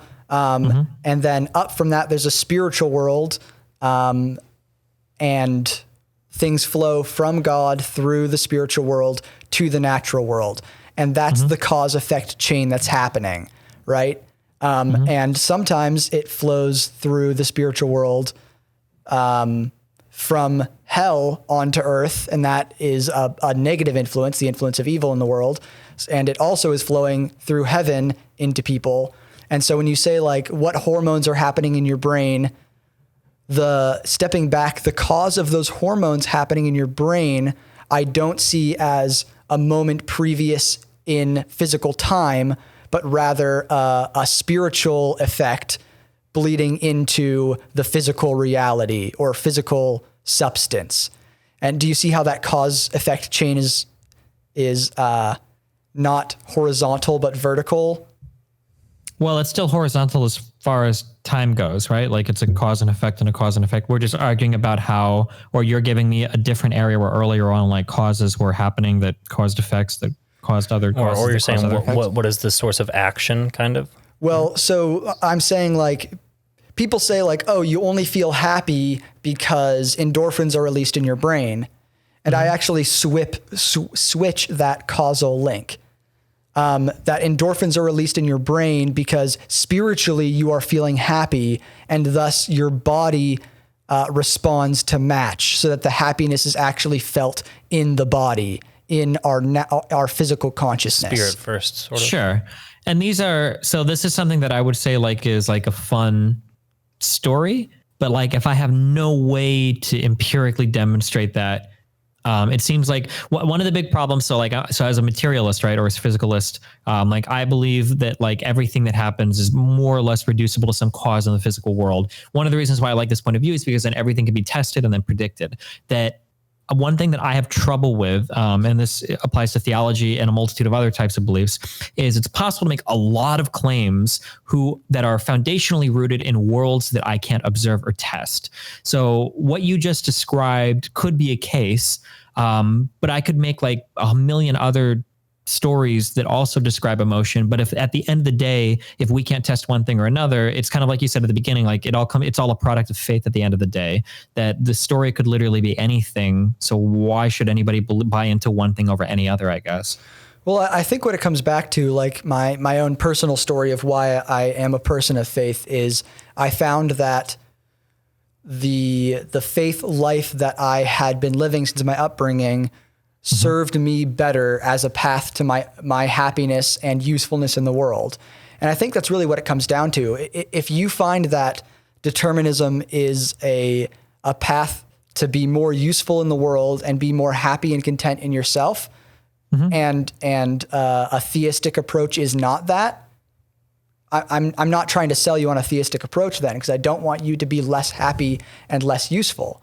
And sure, but like, would that argument logically follow? Like, if something serves you well, if an idea of something serves you well in the physical world, does that mean that idea is necessarily true or real?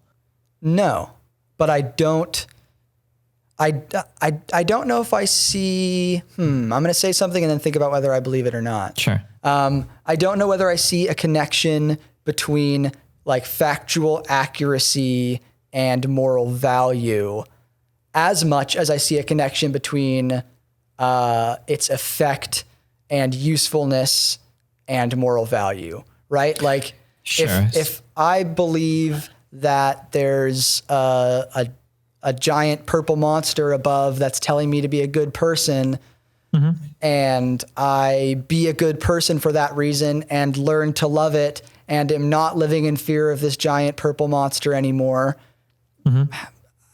how much do I care that there isn't one? And that's sort of where I come to in my moments of doubt about God. Like the life that I'm living is one that I think is useful for the world around me and makes me happy. And maybe I die and I'm dust, but then I'm dust. Why do I care? Sure. Yeah. So these are claims. So go ahead. No, that's a fine. Yeah. So my big problem with religious claims is I think that there are some things that don't exist that are useful concepts for us to have as humans. So for instance, I don't believe in any form. I don't think that, when I talk about something existing, what I mean is this like a feature of the world that if all humankind were to disappear would still be there, right? Okay. So for instance, like society is not something that would exist like that. Even that concept is a human concept, that if all humans disappear, then the concept of society kind of disappears. So that's like a human held concept. I would view morality to be this way. I don't think that morality is something that exists. I think that's kind of like a human constructed thing. When we invent, so I'm using the word invent, when we invent stories like religion that we can use to source our claims for things like morality that seem to me to be largely immaterial. They don't have like some foundational thing in the world. Like natural law, sort of. I don't know if I'd say natural law. Just the idea that you can source your foundational moral claims from another realm that I can't see or trace and exist to. Like the big problem that I have with that, in one end, I'm okay with that as long as this doesn't bleed over and into any type of physical claims you make. So, for instance, if you want to say like, I think I should be a good human because foundationally, I think we should treat all other humans as respect. And I believe that because of the purple monster or something.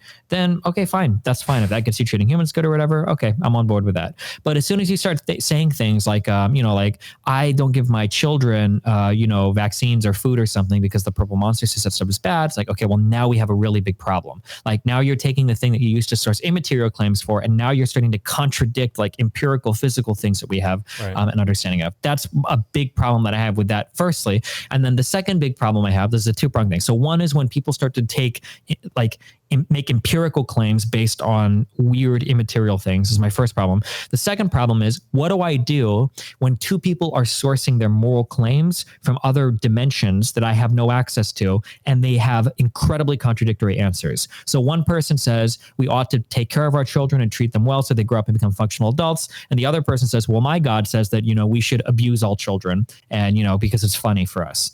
And if both of them are sourcing their claims from these immaterial worlds and neither can prove either world, how can I tell one person they're right and one person they're wrong? So those are my two big problems with sourcing things from an immaterial world, I guess. Well, or a spiritual one. I think that, honestly, I would say that everyone to some degree sources their belief system from an immaterial world because your perception is never objective. Right? The way that you perceive the world is colored by your upbringing, by your experience, by the messages that you attach to things. Would you agree with that? Kind of. Like for me, when I see someone hit their kid, my reaction is that's bad. That is not good. There are people who, when they see a person hit their kid, think that kid needed to be disciplined. So I would argue that there are types of things that we can perceive that ought to be shared experiences that seem to be reducible to some fact of the matter, some fact in the world. So for instance, it seems to be the case that, so here are two things that I assume to be true. The first thing is that all of us seem to be granted with some a priori understandings of the world. So for instance, very basic things like A equals A, the law of identity, or very basic things like non-contradiction. Something can't both be and not be, or very simple things like causality, cause and effect. These seem to be like intrinsic to the human mind. That's one thing. And then the second thing is it seems that we have a shared set of sensory systems that operate in ways that we can understand one another. We seem to have shared experiences. So all of us can see like a card and understand that it's a card. All of us can see a thing and understand it's a thing. These are the knowledge that's generated from these two things. So from our sense data that we gather, and then that goes through these kinds of like a priori logics that we have in our head. All of these claims, I would say, are fundamentally different from like moral claims. So for instance, just because somebody says, oh, two people can agree that, like this is a piano, two people can agree on that. Therefore, if two people can agree on morality, that's the same thing. It seems like the morality is something different because nobody's perceiving that. And it's not coming from anywhere like in the world, whereas stuff that we can see and interact with, it seems to be like a fundamentally different type of claim. Sorry, that was a lot. Did that make sense? No, yeah, that makes sense to me. But so are you saying that your worldview and your judgment of morality or the process to a happier, less pain-filled world, whether you want to say it's morality or not, are you saying that is based purely on objective data and not your life experience coloring the way that you see the objective sense data? Okay, I'm sorry. So specifically, what are you asking me? Are you asking me if my view of what a perfect world would be is objective or subjective? Well, your view of a morally better world. Yeah, right? I mean, I would say that's clearly subjective for sure. Yeah, and so I'm saying everyone's worldview innately is whether you draw it from originally immaterial or material sources, right? If you look at science and see the rates at which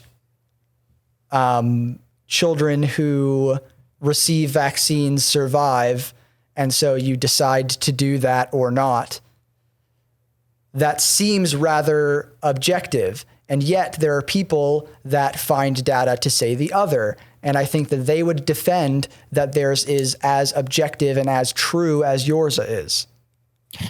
Now, maybe they're just blatantly wrong. In this case, I would say they're blatantly wrong. Yeah, I would say that we would have to find like a different topic just for the vaccine thing in particular, like the medical community and all the data is like pretty overwhelmingly in one direction. Yeah, it is a bad example. I'm not trying to be anti-vax on here. I guess all I'm fundamentally saying is that like moral claims are a lot different than like the claims of like certain physical objects existing. Whether or not this piano exists is like, just because that passes through my human perception, I wouldn't say that this is subjective in the same way that a moral claim is subjective. I would argue that these are two fundamentally different types of claims. Yeah, I would agree. Yeah, just like a sword is not a moral thing, but the way a person wields a sword is or can be a moral thing. Could potentially be, yeah, for sure, yeah. Yeah, I'm down with that. I'm trying to link this back to our original discussion. What? So the two fundamental problems I have is that one is when people use their spiritual claims to start denying empirical evidence. And then I think what we were getting at more was the second one was what happens when people start sourcing their moral claims from an immaterial world, but those moral claims are things that I dramatically disagree with, that I find atrocious. So you think you should abuse children, for instance, because of your whatever God tells you that. Oh, right. So I think your origin of finding it atrocious, I think, is also a subjective thing. It's not a material thing. Absolutely. So, subjective and material can be the same, right? So it's subjective such that like my personal experience is going to influence what I find to be, feels good or feels bad. But that's different than it being like an immaterial, something that doesn't exist in this reality. So every subjective claim I have has some material foundation. Yeah. So I think that you saying two people sourcing their morality from an immaterial place, they're still both coming to a situation with subjective morality, just like you are sourcing it from a material place. And so I don't know if I see a distinct difference in validity there. Do you get what I mean? I understand. So like the source from my moral claims is I basically make an appeal to a person's self-interest that like, these are things that we could do that would make everybody happier. So you should be roped into this just by virtue of like your own set of preferences. And that's the extent of the argument that I'll make. Well, is that self-interest or interest of society? Self-interest, but I think that I think the interest of society plays into your self-interest quite significantly. So for instance, let's say that you live on a block with 9 other people. If all 10 of you, if we do this kind of like game theory, if everybody starts stealing from each other, everybody will kill each other and it's horrible. Nobody wants to live in a neighborhood where everybody's constantly breaking into each other's houses. Right. But if all of you come to a mutual agreement, like, hey, listen, not only will I not break into your house, if I see anybody, messing with your stuff, I'm going to call the neighbors or call the police or something. If we all kind of look out for ourselves, everybody secures like a better world for themselves by being interested in the world of their neighbor, basically, is the argument that I try to make for morality. Is that like a greatest good sort of scenario? Because what if there are 10 kids, 9 kids all agreed that the 10th kid sucked and he doesn't deserve to have any of his stuff. So those 9 kids kill the kid and divide up the stuff. Is that okay? So you have to play a bit of a logic game here, but basically, the appeals that you would have to make is that if you're targeting some individual, you need a really good reason to do so, because if you don't have a really good reason to do so, there's nothing that prevents you from being targeted by this in the future. So for instance, let's say that you have a block of 10 people. Let's say that one person is black and you're like, okay, let's all take the black dude's stuff. And now you're down to 9 people and everybody's okay. Well, who's to say tomorrow that somebody's like, okay, you're the only one that has, moles on your face, right? Or you're the only redhead, or you're the only person with brown eyes, and now it's you, right? So it seems that like whatever kind of protections you would demand for yourself, I would never want to be hunted for the color of my skin. Mm-hmm. I kind of have to make those same demands for my neighbors, but because I would hope that they would be interested in making the demands for myself. So it's a more intelligent self-interest kind of. Yeah, or like a sort of Rawlsian theory of justice, veil of ignorance kind of thing, that like you kind of have to maximize society for every individual so that every individual is maximizing society for every other individual, kind of like that basically is the argument that I would make. Yeah. From a spiritual perspective, it's sort of basically exactly the golden rule. Yeah. Right? Do unto others as you would have them do unto you, right? If you don't want that to happen to you, don't do it to other people, because if you do it to other people, you create a world in which that happens, and now you might be the one that happens to. Yeah, for sure. But I can source all of that without having to appeal to I don't think I need any immaterial appeals to do that. But when I start to argue with somebody that has an immaterial appeal, well, now I'm kind of lost, because how am I supposed to tell you that your particular God or immaterial plane is wrong when I don't even believe we can know about immaterial things? Well, I do think that all of my immaterial beliefs take substance in the material world, and they can be seen having a positive or negative effect on the material world. That's kind of the only way they can play out or be seen or be felt. Yeah, so it's not just like, I know that this isn't happening and isn't matching material events, but I'm still going to believe it. That would be a cause for me to say, maybe I'm not understanding what God is saying right, because clearly this isn't matching what's happening in the world. Kind of, yeah. But earlier when we were discussing issues related to consciousness, you spoke for a brief moment. There might be something that intervenes that allows you to make a free choice. And I remember as a response to me there, you said something along the lines of like, if you were to ask me to prove that this thing exists, well, obviously we're not having a conversation about faith anymore, so I can't prove that thing, right? So at some level of buying into an immaterial concept, there has to be some amount of faith that can't be empirically deduced in order for it to be but theological, right? But I don't think that means that it disagrees with the empirical data. And I think that's an important distinction, right? And you said yourself, if it doesn't disagree with the empirical data, then, whatever. If it helps you be better to the world and create a better life for people, then sure. And I see when it starts to disagree with empirical data. Like the mom who lets her kids play in the street because God's going to protect them. Yeah. When it starts to do things like that, that's when I think that's a time to re-reflect on your faith and whether you're properly understanding it. And And Sure. we can layer on to all of this the idea of like, how easy is it to find objective empirical data anymore? You know, how many studies are being done with an agenda to find a certain result? If I was to go online and look up stats about the deaths caused by vaccines, I could find it. Whether it's true or not, I could find it. Right. And I guess what I'm saying is that like these types of claims, like whether or not, so like these are easy. Okay. Even, I don't know if you're familiar with Sam Harris. Even Sam Harris like will make like, oh, well, like this thing is obviously wrong. You know, like children playing in the street, that shouldn't happen, blah, blah, blah, blah, blah. These are, I would consider these to be easy moral questions though. If we were to say that moral questions are answerable. So, so the harder ones come when people draw immaterial foundations for morality. The harder questions are things like, let's say gay marriage, because now you don't have any material harms being committed, or at least any obvious ones, but you have great immaterial crimes being committed, right? A man and a man were just never designed, you know, in the eyes of God to be together in that sort of union. It's just not right. So we have an immaterial source for our claims, which is God. And now we have immaterial damage happening to the souls of these people or to the spiritual fabric of society. How can we push back on these claims? Assuming that two gay people together doesn't, you know, demonstrably harm society or something. If somebody wants to say that this is wrong just because, you know, spiritually I believe so, how do you ever combat that person's claim? I think that sort of gives a fragile view to the spiritual well-being of society, that it's so easily broken by something that might not be perfectly aligned in their specific theological worldview or whatever.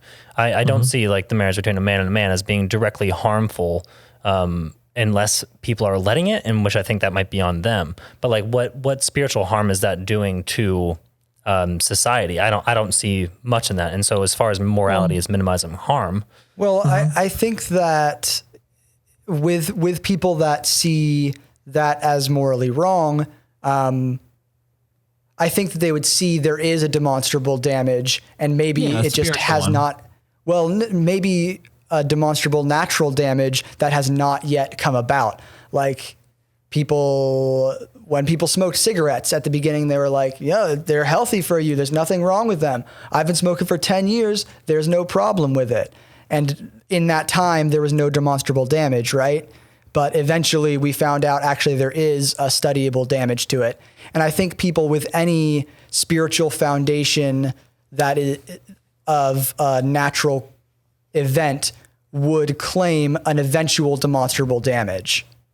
Sure, but I think that there are types of harms that we can agree that even if no material damage emerged, people would still say there's an immaterial harm or sin being committed. That like, even if society, or you really think that like, let's say that we had a perfect tool to measure all of society. Let's say that we found out two things. Let's say we found out premarital sex, and nothing bad came of it. And let's say that we found out that like gay relationships, that nothing demonstrably bad in a material sense emerged. Do you think that most religious people would be on board with saying like, and I know you don't speak for most religious people, but I feel like most people would still say, well, there is still a harm, a spiritual harm being committed here, regardless of any material harm. I think so initially, and I think it gets back to something we talked about way in the beginning, which is I think religious bodies are very slow to change because of fear of things. So yeah, empirical data might come out about something, and it might take an organization longer to adhere to that because they're afraid of traditions lost and losing the relationship they have with congregants. So yeah, I definitely think there would be pushback on that, but I don't think in this hypothetical view that they would be right for staying entrenched in their tradition. I think with social complicated topics like that, it would be hard to find empirical data against, right? Like the lack of something doesn't prove its non-existence, right? The lack of evidence doesn't prove the non-existence of something, right? So I think a person that disagreed with these from a moral foundation would say it hasn't yet had a negative effect. That effect is coming and it will be measurable in the future.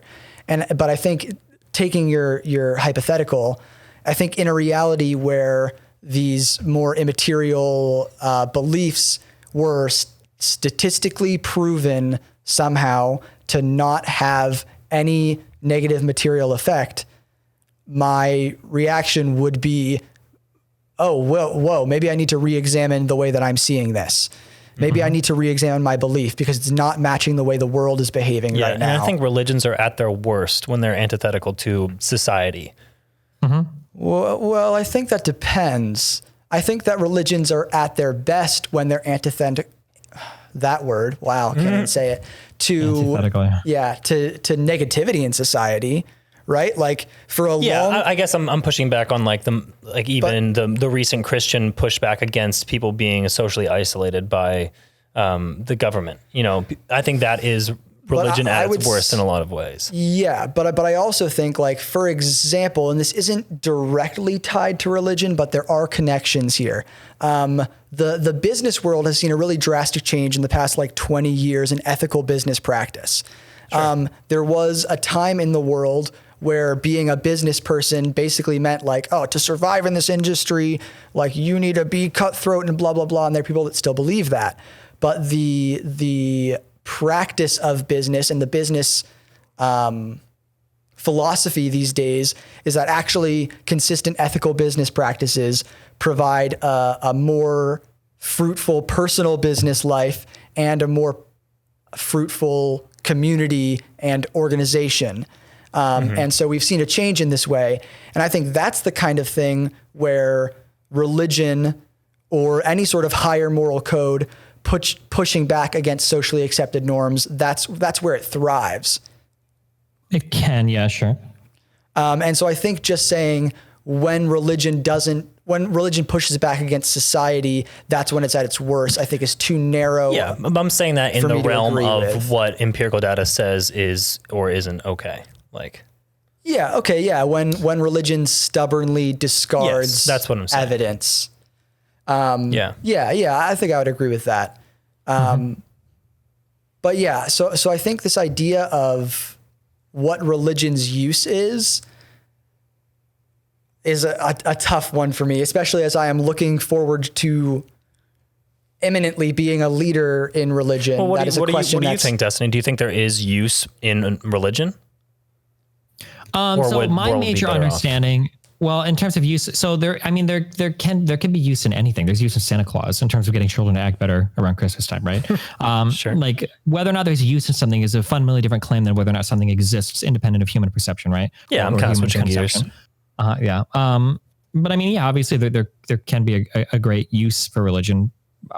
Of course, you bring communities together, get people to volunteer and do things, get to see everybody get out of the house every Sunday, build stronger families, can provide some moral foundation or guidance to your life, a rough set of rules you don't have to think about, and you can just accept blindly and do pretty good on. There's a ton of utility for religion, of course. Cool. I would disagree with your last sentiment of accept blindly. I think a lot of religious people don't take a set of rules and accept them blindly. And I think, I'm not saying I'm saying that if you did, you do okay. If you just accepted most of the rules of any major, at least Christian religion, you're probably going to be okay. You're not going to be a horrible person. But I don't think that's an innate use of religion. I think that I don't think that's an innate use of religion. I think that is a way that people have used religion that does fine, but I think it is a more healthy religious belief to have well-examined belief leading your life, right? Yeah, for sure. Definitely. Just throw out that clarification. Also, one of the big problems that I've had with religion in the past is something that you guys seem to reject is the reluctance to change. If you're more willing to evolve your beliefs as time goes on, I would be a lot more friendly towards that religion than one that insists on using the same moral norms of 100 or 1,000 years ago. Yeah. An interesting thing that just the organization that I'm a part of supports, and I think that the faith of my religion supports, is not having formalized doctrine specifically to avoid that problem. Not being here are the tenets of our faith apart from what our actual scripture says. Because we see this here is the tenet of our faith as a very limiting thing for humans' ability to perceive a better world. And if we're tied to a council that happened between 1,000 and 3,000 years ago, now we're ooh, seems like that would be better, but people decided it wasn't before, so I guess we're going to stick with them. Yeah. And I think it's a very selfish model that religions can fall into, where they're not meeting people where they are, but instead forcing people to meet the religion where they are. And I think that's when religions can become a little unhealthy and entrenched in these thousands of year old creeds that don't apply in the same ways. And so I think the best religions are flexible to the times, and everyone has their ups and downs with that. Yeah, I think there's an interesting balance between flexibility to positive social change and the ability to stand firm against what they see as negative social change. That's a hard balance. And what you see as negative social change, obviously, is a tough conversation for anyone to have. But I think that a religion that just says, "Oh, does culture say that?" then we're on board, is a religion that quickly becomes obsolete, right? Sure. If all the tenets of religion are like whatever society says, then people are like, "Oh, then what? Why are you here? You mean nothing." Yeah. And then religion dies. So it's an interesting balance. Yeah, for sure. Yeah. Yeah. Are there any other major? We're at about 2 hours. Are there any other major things you guys want to bring up? Or? Wow. Amazing. That's crazy. Well, this was super fun to be able to talk to you. Thanks so much for having us on. Do you have any questions for us? Anything on your mind? What's the specific sect or brand or flavor or denomination, I guess you guys call yourselves? New Church. Denomination's probably right. Yeah. Yeah. So the denomination we are a part of is formally called the General Church of the New Jerusalem. It's a mouthful. But the wider faith practice is called New Church, or also sometimes called Swedenborgian, because a lot of the doctrine we draw are from the spiritual and philosophical writings of this guy, Emanuel Swedenborg, who was a scientist and then theologian in the 18th century. Wrote some cool stuff. Wrote some dope stuff about heaven, about spiritual life. It's tight. Okay, cool. A little plug right there. Google them up. So do you guys have like a podcast or a website or anything you guys like to plug? Yeah, or? so we, the two of us, host the Spiritable podcast. That's just Spiritable podcast. And we're up on, iTunes, Stitcher, Spotify, wherever you want to go and find podcasts. YouTube, where's our video podcast? Oh, yeah, we do a video podcast on YouTube.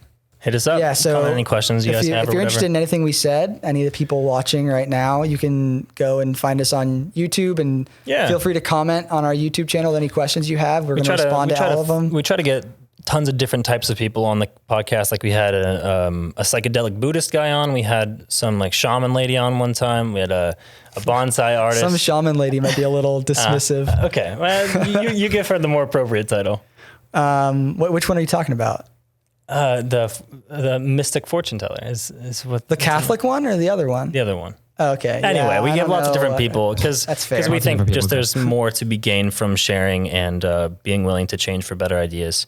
So I really liked some of the stuff that you were saying, Destiny, and I definitely have things to think about. And I appreciate your worldview and ability to talk about all this stuff.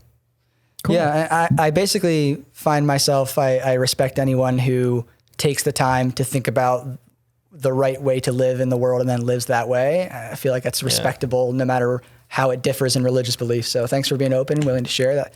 I had a good time. Yeah, Hope definitely. You did too. Yeah, thanks a lot. Richard on the left and then Lucas on the right. I appreciate it. I think your YouTube channel is linked to my chat and then people can always find you. If you ever want to have another chat or anything, feel free to reach out if there's like a current event or some particular topic you want to chat about. Yeah, I'm always down for it. That'd be fun. Awesome. That'd be fun. Cool. All right, Destiny, have a good one, my man. Yeah, thanks so much. Thanks a lot, guys. You guys have a good one.